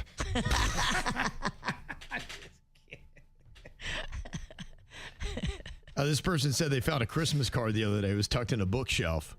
It's been there for 15 years. It was to our 10-year-old daughter. It was from my wife's aunt. Had $20 in it. I pocketed it, ditched the card. Oh, damn. My daughter's moved away. I've given her enough money. She'll never know. It's a victimless crime. It's a victimless crime. But, yeah, it's kind of weird. This person said, I stay in hotels regularly for work, and one of the things I do is stay down at the bar a little too late, and then as I'm walking up to my room, I love to go around and flip all the do not disturb signs over to please wake me up. Oh, you're a terrorist. Honestly, and if you get your ass kicked, again, I'm a pacifist, but I might support that. You are a terrorist, sir. It's weird the little trolly things you do after you've had a couple cocktails. Yeah, you turn evil. Yeah, you're like, why did I even do that? You That become make the sense. Joker. Yeah, what did I do that for? It's alcohol. It's the demon juice. It is. It's devil water. That naughty sippy. Look what it made me do. This confession says, I got a new girlfriend who has a dog. I don't think she'd like it, but I've realized it likes the taste of my boogers. Okay. Come on, That's pretty rough. For everybody, the dog included. The dog probably likes He it. does like it. But it's gross. It is so gross. The dog's probably into it, obviously, if he keeps coming back for more at the booger buffet. Yeah. This is actually making my stomach flip. I didn't ever think that was something a human would do. The grossest thing you can think of, Virginia, a human has done it. Humans always surprise me. This person works at a call center and they say it's pretty boring, so I have to do little things to entertain myself. I love when somebody has a stupid email account because I always make them slowly recite it back to me several times. The last one I had was KOOL.DUDE.420.69. 42069. Cool dude, 42069. Can you repeat that? I'm sorry, your phone was breaking up. I think halfway through you're going, gosh, this is pretty stupid, actually. I can't believe I did this. 12 years ago, it sounded so much cooler. When I was in 10th grade, bro, this thing killed. Cool dude, 42069. And another gross one here. This person confessing. He say, I bought one of those clicker counters that some cabin crew use to count passengers on an airplane. Okay. Except I use mine for my farts. And I'm so proud. On Tuesday, I got to 28. And I'm not even vegan. All right. Do vegans fart more than your average person? Is that a proven thing? I've not done the test, and I don't think I will. I think every butt is different. Every butt's different. Every stomach's different. It can be affected by your GI tract, though, and what you do eat. But I don't think every vegan's lighting it up. I think that's a myth. You know, it sounds like somebody needs to do this testing. Why have we not done this? 1, 2, 3, not it. 1, 2, 3, Denny's. Denny's. 1, 2, 3, Denny's. Look, if you're not in the room, you're the one that has to do it. You know the rules. Get back to us next month with the numbers here at work. Fun new projects. Ow! There's a lot of dumbass criminals to talk about, baby. It's the whacked out news. People breaking the law. Ha ha, fighting in the nude. Ha, drunk people pooping in the street. Ha ha, it's the whacked out news. So many people on meth. Ow! A 57-year-old West Palm Beach resident facing arson charges after setting his apartment ablaze on Sunday following a disagreement over fruit. Yeah, you showed them. You set your own place on fire, you moron. Oh, my gosh. What the heck are we doing here? Too bad you didn't go up in smoke. Jeffrey Knapp reportedly knocked on a neighbor's door on Summit Pines Boulevard demanding an apple, then became enraged when none were available. Knapp apparently cut his own hair erratically before returning to his unit. That seems like a pretty good response. He seems stable. Yeah. They say within an hour, smoke alarms activated as smoke poured from his apartment. Palm Beach County Fire Rescue crews forced entry after Knapp refused to open his door.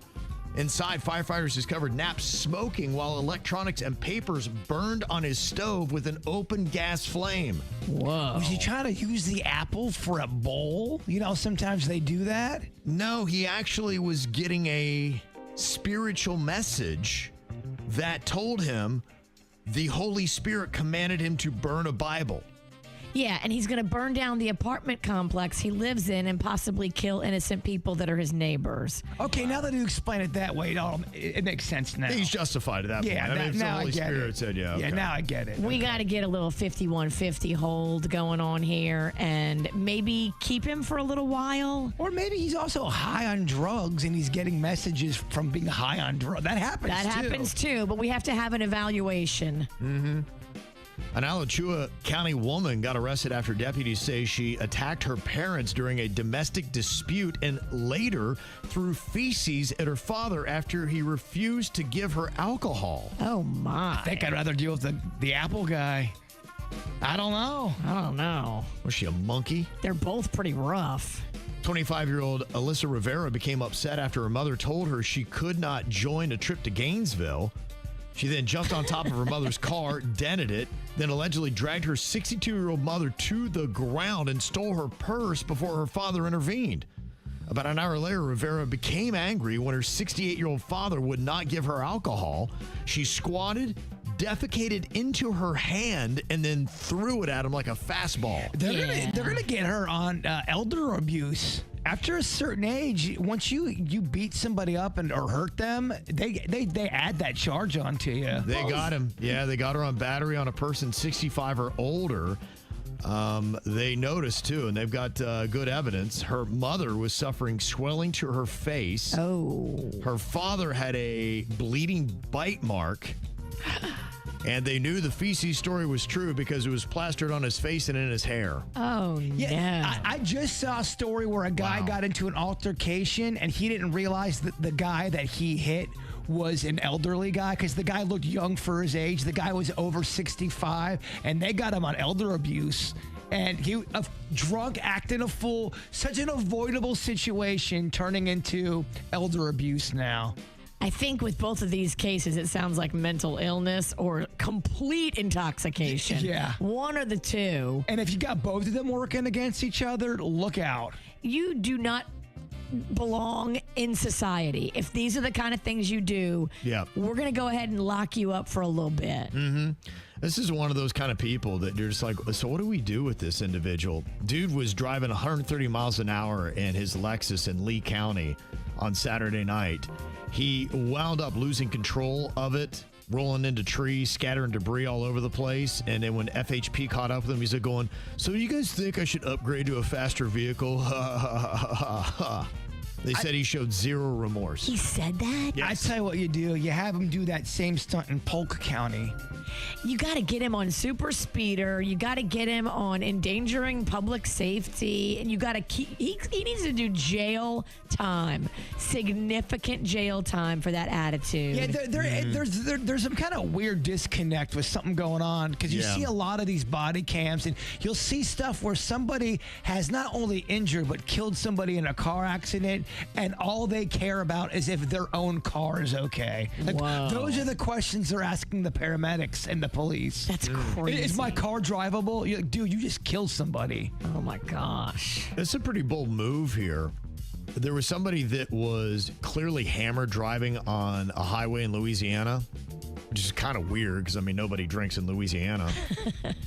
And there were 3 other cars, and they noticed what was going on. They're like, they're going to kill somebody. So they took their 3 vehicles. I don't know how they even coordinated this. They boxed in the driver, put their flashers on, called the police, and said, we've got him cornered. Dang. Look, man, they did the right thing. They prevented it. Yeah, working together, not knowing each other, that is coordinated genius. There's a video of it. It's racked up millions of views. Well, not everyone's going to help, too. That's the thing. And they all decided to get involved. Some people will ignore a situation. Right, and this is going to be damage to your car that your insurance company is not going to cover. Yeah. They're going to say to you, no, you did this yourself. You're on your own. But just to bite that bullet and say, I got to save somebody's life, that's huge. Even though people are like, yeah, way to go, they're saying that's not really you put a lot of people in danger, including yourself. They said just go on ahead and call 911, give all the details about where they are and what's going on, let the authorities take care of it. These are going to be on a case-by-case basis. Sometimes what this world needs is a little more vigilanteism. Okay.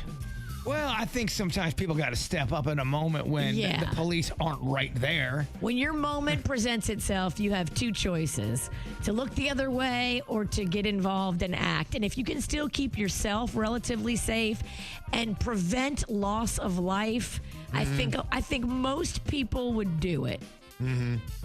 How much do you trust your landlord? Because there's this Michigan couple that did not trust their landlord at all, so they got cameras in their apartment. And while they're at the hospital visiting a sick relative, the cameras go off. It's their landlord comes in and starts banging a chick right in their place. He brought a girl into their house and banged her? Yep, right in the living room. Yeah, they said it lasted about an hour. Oh, wow. And at one point, he allegedly started walking around the house naked, and they say he even went into the kitchen and made a sandwich. So you can't say this landlord's not a workhorse. Wow. Yeah, they took the footage, gave it to the police, and they're looking into whether any laws were broken, though legal experts say it may end up being more of a lease violation or trespassing issue than a criminal case. And that is not fair. That doesn't seem right, That does not seem right. Honestly, the most offensive part is the fact that you went there and made their own food. You took their food. I don't know. The stains on the sofa aren't making me happy. I'm not happy about that either, but I'm also going to be real upset if my food is gone. Mm-hmm. The oldest continuously operating Red Lobster location is shutting down on Saturday. Oh, no. It's a sad day. Another one bites the dust. It's in Tallahassee, too. Wow. I want to tell your daughter. Tallahassee's weird, bro. Yeah. It's a weird town. You could say the same thing about Red Lobster. Red Lobster fits Tallahassee. Red Lobster. It's weird AF. Red Lobster's weird also, bro. We're seafood. We're super expensive, but we're also trashy. I remember just sitting in the lobby, just looking at all those lobsters. I go, so Dad, what happens to those lobsters? Like, oh, they're getting eaten. They're going to die. I'm like, damn, this place is cold. Yeah. Are we even sure about that? Are we sure that the lobster tail you eat isn't frozen from the back and those are show lobsters that are going to be there next week? The only thing I'm sure of is that the popcorn shrimp went off. I loved it. Loved the popcorn shrimp. Popcorn shrimp is the dumbest seafood dish a human can order. Fight me. I would get the popcorn shrimp dinner with their hush puppies. Popcorn shrimp? Dude, it was 1986, man. We didn't know anything. I will give you that. In 86, we didn't know anything. But if you order it today in 2026, I want to fight you. There might be a reason why there's only one left standing. What are you thinking about? What are you thinking about? What's on your mind? Are you thinking about? What are you thinking about? Well, yesterday I was telling you that they had dropped a new Jack Ryan on Amazon Prime. It's called Ghost War, is what it is. And I watched it yesterday. It's a movie, about 90 minutes long, and it's good. But it's like every other CIA spy movie that is out there. It really is. As I was watching, I was like, gosh, it's really the same thing over and over again. The plot lines aren't really that bad. It's usually like this is about some kind of rogue group that was created right after 9/11 to do a lot of these kind of black ops missions, and they didn't want to be shut down because they were doing a lot of stuff that is kind of in the gray. You know, there's black, there's white, what's right, what's wrong. But they would do things that you would try to justify. You know how we do that in war, saying we got to get them before they get us kind of stuff. We're like, yes. Maybe, but I don't know. Some of the stuff you were doing is you may have taken some liberties that were not exactly scrupulous. Yes. Yeah, so it's kind of like that, and which they've used that kind of trope so many times. And I notice these movies have these tropes. We've talked about things that you always see in movies, and the one that really just kind of stood out to me yesterday is like, gosh, they do this all the time. You have this girl, she's MI6, which is, British intelligence, and they're in Dubai, and she walks up, and you've got somebody that's in the military. And, he's with the military that's there in Dubai. And he comes up and he's talking Arabic to her. And, of course, she starts rattling off Arabic. You're like, oh, this is impressive. This chick is smart. She's, international. You can see why she's a spy. They do 3 courteous lines of Arabic. And then all of a sudden, he starts talking perfect English, and so does she. I'm like, why do we even do that exercise? Do you ever see people doing that? Have you ever seen people walk up and they start speaking Spanish together, and after 3 lines, like, okay, we can go back to English? When does that ever happen? It doesn't happen in real life. When does that ever happen in real life? That we just want to show you, the viewer, that, oh, she knows Arabic. And then we realize, though, you're getting sick of this. And you're like, okay, I've had enough Arabic. And then they switch right to English. It's movie world. It is. Like that's one of those tropes that only happens in movies. Because why would you ever jump back and forth in these languages? The thing that drives me up the wall is when there's convenient writing. Where, like in the one Star Wars movie that I hated, they were going to this town, this casino to find this decoder. There's only one decoder on the planet. Yeah. Of course, they don't find him, but they get arrested and they're in a jail with another prisoner. And of course, he's one of the best decoders of all time. I know, that's right. Just written conveniently. A skill set you need 1 in a million times. Yes, and it would never happen ever. And just look at that. We're in jail with a great decoder. It's amazing. And the thing I hate when they do that trope is that the person's so calm and nonchalant about it. I'd be like, oh, I just happen to be the world's greatest decoder. Yes, exactly. Like, meanwhile, if I had such an obscure skill and it ever had, I'd be, oh my gosh, dude. Yes. I'm such a loser. I didn't do anything for 20 years of my life just decoding stupid things. I never thought I was going to be able to use this. I can't believe I'm in jail with 2 people that need a decoder. This is amazing. And you're right. In that scene, he's like, I happen to be a decoder. Like, he plays it so cool, so annoying, Virginia. His name is Dakota. It was so conveniently written. I'm like, Yeah. So, it's good. It's everything that you would probably want. It's a 90-minute ride to escape, but it's more of the same. But it's well done. If you go into those movies not expecting, Yeah. And look, and I loved all the Bourne Identity movies. I thought they were great. But then after a while, I tried to do, I'm going to do a Bourne Identity movie marathon. It was about like halfway through the second. I'm like, going, this is the same movie over and over again. Damn it, they tricked me. I was like, a Bourne Identity movie marathon is not a great idea. You're be like, okay, all right, I think I get it. I got to switch it up. Still on the run. Yeah. What you got on your mind today, Jbird? Tonight, we've got the Weird Whatever podcast, 6 p.m. on our KVJ YouTube page. And one of the things we're going to be talking about today is Rapture Party Day. Now, one goes, what the heck is this? Back in on May 21st, 2011, there was some this religious broadcaster named Harold Camping, and he predicted the 21st was going to be the end of the world. Obviously, it was not. So the internet took it, and it's become a fun holiday you do. And how you celebrate, you get your friends together, you make fun of the rapture, the last day. You eat your last meal, what you would have on. Okay. You watch movies that are about the end of times. Okay. And then you play music that are end of the world type songs. Like Prince's 1999? Exactly. Or it's the end of the world as we know it. And then you kick your own ass because you are one of the biggest dorks on the planet. Okay. Smart. But yes, it is it's the Rapture Party Day. And I wanted to get your opinion. I know that's always a big theme at church. Is that something they still do on the modern day church? They bring up Rapture Day a lot, or is that kind of Old Testament type stuff? It's New Testament stuff, and yeah, they still will talk about it. Eschatology is the name of it. Yeah, it's basically the study of the end of the world, and there are many different theories, and people have different beliefs on exactly how it's going to go down. But yeah, they say there are signs that you can see, and so they're even saying that one of the 6 final seals in the book of Revelations just came true because there's a thing about the Euphrates River drying up, and a report just came out that the Euphrates River is about dry. It's going to be dry in 40 years. The one They said that'd be seal number 6. The one stat that scared me as a kid, it stayed with me. It was when the end of the world is coming because you hear trumpets in the sky. Yes, right. And I remember I was about 7 years old, and the high school band was playing down the street, and I heard trumpets and horns. I'm like, it's happening. The rapture's happening. We're gonna die. I'm a bad kid. Yes. It was just the Suncoast Marching Band. Every time he hears a marching band, he thinks the end of the world. I was not a fan of trumpets because I thought they were coming from the sky. I thought it was end of days. I had to sit down with somebody for a while. Virginia, what you got in your mind today? Well, we've got some amazing listeners that are getting married in London. We want to send a special shout out to Lauren and Ryan. They are big fans of KVJ. Going back many, many years to 2008, we gave them Jonas Brothers tickets.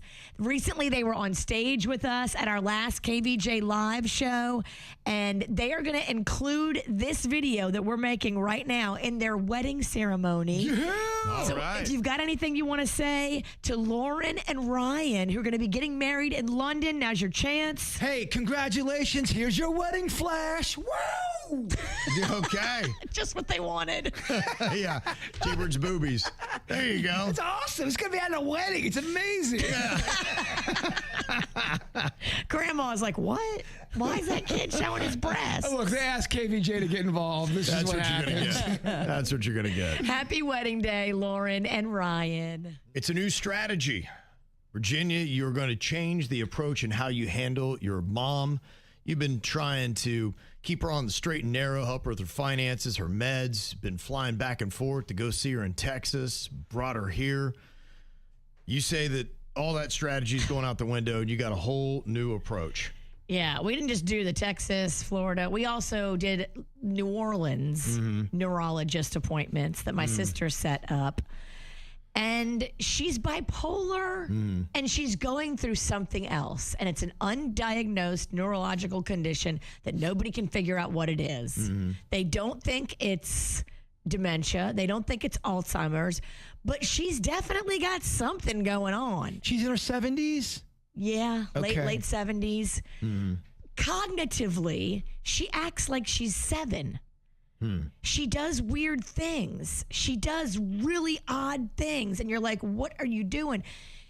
I could go down a laundry list. Just trust me when I say she's a naughty toddler. Okay. That's how she behaves. Does that happen to people in general when they get older? Because I know some relatives when they got in their late 70s, early 80s, they did kind of revert back slightly to some childlike ways. And I just wonder, is that just nature doing nature things? We keep asking these neurologists all those questions. Is this normal?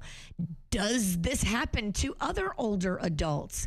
What about when you throw in the fact that she's bipolar and aging? Is this a result of that? So far, no one has given us any kind of concrete, here's what's going on, here's how we slow the process, here's how we help her. And yesterday, she's slippery. She also lies and manipulates situations because she doesn't love going to the doctor. It's inconvenient. She would rather go to ukulele classes. Which I get. By the way, I do get. She canceled doctor's appointments because that was ukulele lesson day. Oh, gotcha. We waited for 6 weeks for a doctor's appointment. She canceled it because it was ukulele lesson day. Okay. So that's what we're dealing with. Yeah. By the way, I do love your mom's hobbies.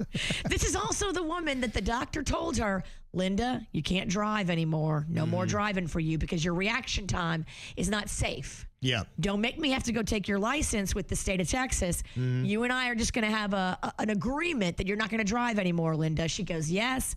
And then the next day, she goes to the Nissan dealership and test drives cars for 3 hours. Yeah. That's the mentality of this individual that we're currently dealing with. Like, they do what they want. They're very naughty, and they act like a toddler. It almost kind of sounds like, when someone says you can't do something, like, yeah, I can. And maybe the older you get, and I'm just hearing what you're saying, maybe she doesn't like the fact that she's been on this rock for so long, and she's got people telling her what she can and can't do on even just basic level, and she's having a tough time adjusting to that. I could not agree with you more. I think that's exactly what we're going through. Her mother was like this. So when she's being naughty and I call her out on it, she goes, well, my mama did whatever she wanted. And I'm like, yeah, your mom is dead. Because she wouldn't stick to the diet that the doctor gave her, and she died walking in a hallway. Yeah. Well, she dropped dead because she wouldn't listen to the doctors. So I'm trying to keep that from happening to you. But she just, yesterday she had a neurology appointment. She's supposed to call us so we could be on the phone with the neurologist and her at the same time. It gets really expensive to fly in and out of town for all these meetings. So now we're trying to be on the phone. She didn't call us, pretended like she forgot or didn't know that we wanted to be on the call. We've asked to be on every call. She knows this. And she told the doctor she's fine. She no longer needs a neurologist, and she's canceled all future appointments. Oh, that's good news. So I am not going to fight her anymore. You know what? If she wants to go out like her mom did, do it. Yeah, my family, I think we kind of had that approach. My grandmother, she was, same way. She had some things. The doctor's like, you can't go up and down the stairs. And they're like, okay, right.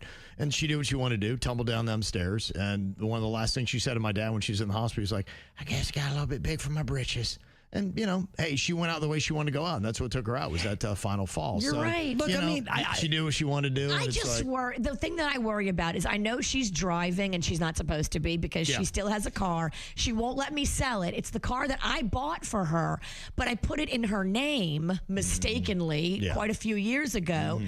And now she won't let me sell it because she says that Frank's car is too small and it's too low to the ground and she can't get in and out of that. So she likes Frank to drive her in her car. But meanwhile, Frank doesn't police these keys, and she takes this car occasionally and drives it.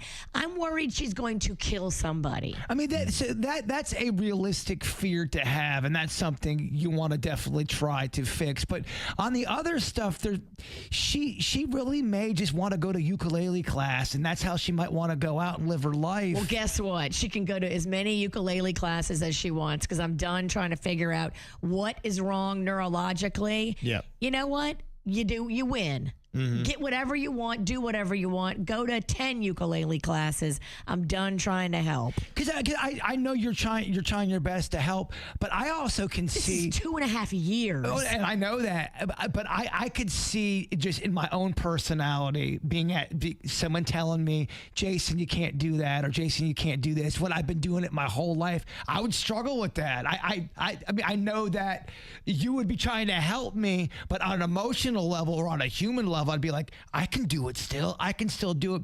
And I think that's a tough thing for someone to go through. That's not an easy thing to accept. I get it. And some of these doctors that have worked with her and seen her, they recommended home health care. They recommended, maybe it's time to put her into a senior living facility. And none of us want to do that because we want her to have freedoms. It's just now at the point where my sister, literally, I thought she was going to beat her head against a wall yesterday. She was so frustrated because she's a nurse and she has access to all my mom's medical records. So she went and looked at the medical records yesterday and saw everything that Linda said to the neurologist. That's not true. That's not true. That's not true. Yeah. Well, I guess you talk to her husband. He's got something to do with it. But yeah, she might be getting to the point where it's best to go to a community. And it sounds like she'd probably love it because they drive them everywhere and you don't have to worry about that kind of stuff. And then she'd have friends that she'd be able to hang out with and do stuff. And who knows, it might actually be a great place for her. Look, on a positive level, because I know this is some dark stuff, it sounds like she still has a thirst for life. It sounds like she wants to sing. She wants to play music. She wants to talk to people. That still means there's a spirit there that wants to have some fun. And I think that's a good thing to focus on as well. 100%. I get that the spirit is alive. I'm just waiting for the bottom to fall out again because here's the thing about bipolar. She's been up for a long time, but we've been through this before. There will be a down and there will be a depression. If anything really traumatic happens, she will situationally go into a depression again if we can't get her consistently with a medical professional who understands and wants to help her. I'm being honest. She can stay in my music studio when she's down here. If we got her a professional help and she needed a place to stay, she could stay in my studio. No. I think we'd make some good music together. She cannot. No. Jen said you can have the doctor take her license. We did it with my father-in-law, and he was caught driving with a revoked license by a cop with the scanner that scanned his tag, and he never drove again after being caught. He was scared. So yeah, there are things you can do, and sometimes you just have to kind of put them in a box. Yeah, the driving thing, that is a legit thing you need to be obviously concerned about because you're right. She can hurt herself and other people. That's a fact. Yes, that is a fact. I've been in the car with her when she's crying and laughing at the same time. It's hard to do. Driving fast and missed the exit and crying and laughing. That was a real car ride. Sad thing is, I've been in a car where Virginia's done the same thing. Yes. I was crying. She was laughing. I thought about this after we got a text from a bus driver who said, the best part of my job is when people are at the bus stop and I'm sitting there waiting for them, but they're in their own little world, looking at their phone or doing whatever, and they want everybody else to wait for them. And look, I've got a certain thing and we got to stay on time. So when they don't respond, I start to drive away. And then just that moment when I see them in the rear view, they're like, oh, wait a minute. No, I got to get on this bus. 20 minutes, dog. I said it's kind of an evil, twisted little pleasure that I get with my job, but it's the little things. So I'm just kind of curious how many other people have those kind of moments where you do have an evil little pleasure with the people you have to deal with when something bad happens to them. And a police officer texted into us and he said, the other day I stopped somebody. They had a suspended license and I gave him a ticket. I said, look, you got to park your car. You can't drive. You got a suspended license. I said, you got to have somebody come pick you up. So I was trying to be nice, but the person was super rude and arrogant. And as soon as I drive off, they got back in the car and drove away. They did? Yep. My partner picked him up down the street. This time they went to jail. And as I saw him in the handcuffs getting to the back of the car, I just drove by and smiled. Wow, you are ballsy. I can only imagine. I mean, honestly, cops, the stuff that they deal with, you're like, I don't know what part of this you don't get. That person deserves to go to jail. I just did you a solid and this is how you're going to repay my kindness. There's definitely a way to not deal with the cops. I've seen some videos where I'm like, I don't know if I'd start the conversation off that way. Yeah, be a douche. See how that goes. Yeah. It doesn't go well usually. And look, some of these people, you got to watch. That's why you really just need to be nice to everybody, because some of these people, look, they do. They have preferences in their hands, and they can either go out of their way to make sure that your day is nice, or they could just do what they don't have to do and be like, you know what, it's time for me to go home. I could stay an extra hour or two and get your thing taken care of, but you were rude to me, so I'm going to go home and enjoy myself and my family. You are very right about that. Yeah, somebody said I work for a power company, and when we go to customers' houses or we're working on the lines and customers are rude or they don't answer the door when we knock, you know, we just sometimes purposely leave the power off for way longer than it needs to be. You know, being polite goes a long way. We'll work extra hard if you're nice and accommodating. If you're going to make us work harder and we already got to work harder, we may just be like, okay. Rude I get, but not answering the door. What if, you're pooping, you have poopy cramps? That's not, blame everybody. You get what you give. That's it. Teacher said, I'll admit, I enjoy entering the zero for a kid who doesn't do jack squat in my class. I bet. I bet you do. Because when I enter the grade, the system automatically calls the cell phone of their parent. It's called an F call, and the kids hate it. The parent knows of every assignment their kid doesn't turn in. It's just glorious.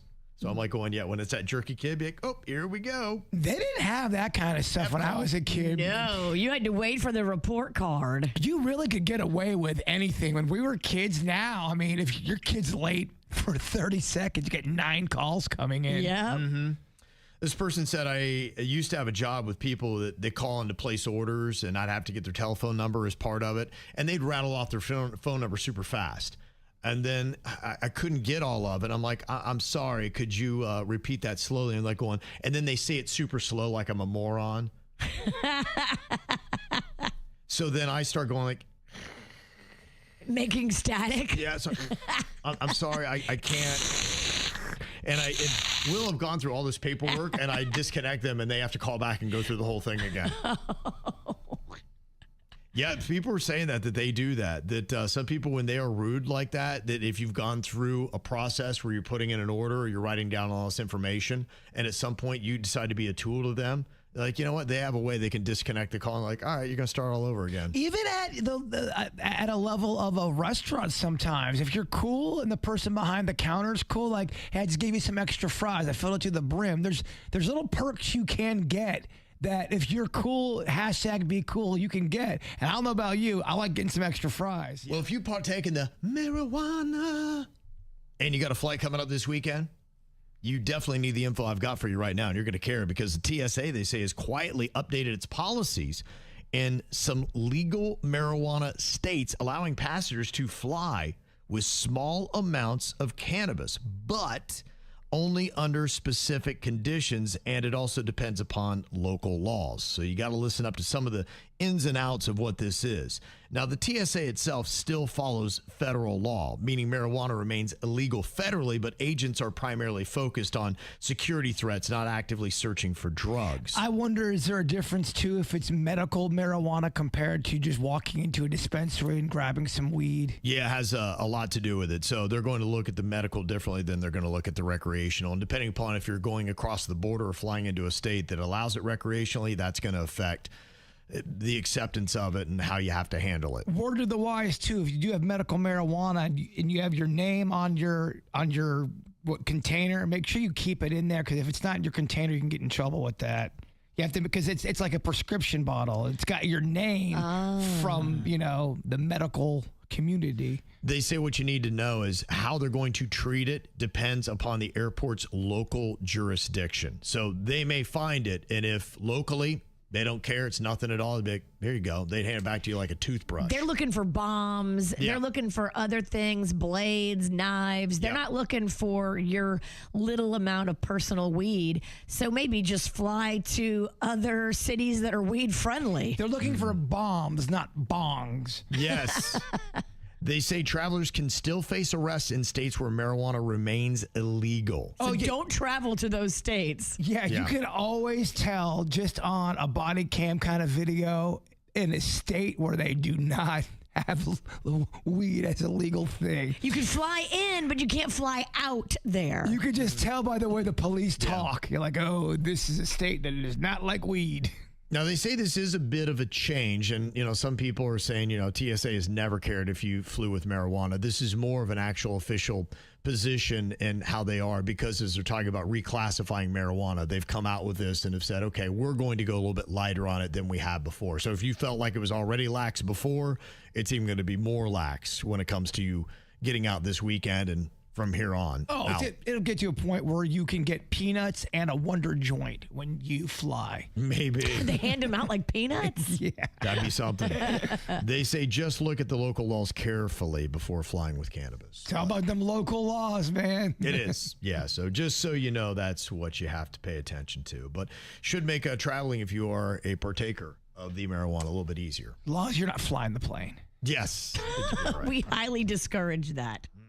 Well, if you like talking about all kinds of things, from your Bigfoot, your aliens, conspiracy theories, all kinds of different stuff, the weird and whatever is for you. It is on the KVJ Show YouTube channel live at 6 p.m., but you can always get it on demand. Check out all the different stuff's going to be going on. Jbird, I know you guys got a lot of stuff on the schedule for tonight. Yeah, we do. And there's just so much stuff that is coming out every single day to talk about. So many of these scientists have things to say. And there's a guy named Dr. Hal Puthoff that is a former CIA-funded researcher and a physicist that's tied to the Pentagon's Advanced Aerospace Weapons System Applications Program.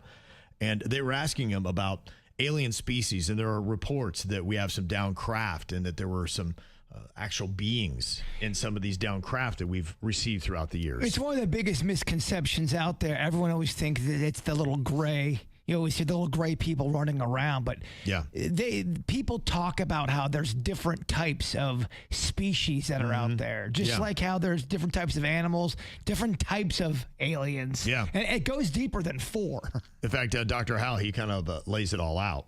Do people think that there's one type of non-human intelligence that's visiting the Earth, or is there many, many types? People who have been involved in recoveries have said there are at least 4 separate types. Now, I have not had direct access to that, but I believe the people who I talk to.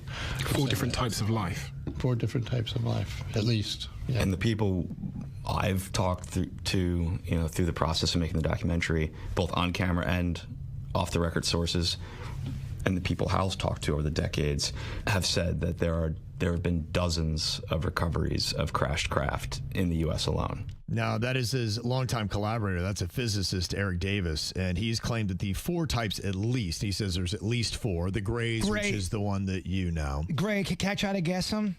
I want to see a good. Grays, reptilians, the Nordics, the insectoids, and then there's a bunch of other ones too. The tall whites, you have the little green men that are goblins. The ones I think Virginia would be fascinated would be the Nordics. Nah, you're wrong. I think you would, though. What, the lizard people? I don't know. Until they reveal themselves, I can't get all wrapped up in that. I can't be looking at people trying to figure out, is he a lizard or is he a man? The Nordics are interesting because they're really tall. They're very blonde. They really have a distinct fashion style. And you almost can see their face, but not really see their face. It's a bizarre thing. And they travel in groups. But when they travel, they almost travel in unison, and they really stick out. Yeah, they kind of look like a band in that Eurovision. You ever seen that they do? Like, they expect them to take the stage. And now from Sweden. Yes. Are they Swedish or are they alien? I don't know. I think they're a Swedish band, but people think they're aliens. They look like they would be a Euro or a Swedish. But but they're very tall in stature, and they walk almost in a kind of a unison. Yes. But their fashion is also known to be quite higher level. Tom Brady was walking the runway looking very much like a fashion alien the other day for Gucci. I think he's a Nordic. I think people are also on Ozempic. I think they're a different kind of different kind of alien that's going on here. If you love all that kind of stuff, tonight you'll be able to see it. And you can get past episodes as well on the KVJ Show YouTube channel, also on Spotify. Talk about the hybrids as well, Kevin. Half alien, half humans. That's something that people are starting to believe. Yeah, we don't have as much time as they do on that weird whatever. But he's trying to force every minute. Yeah, I know.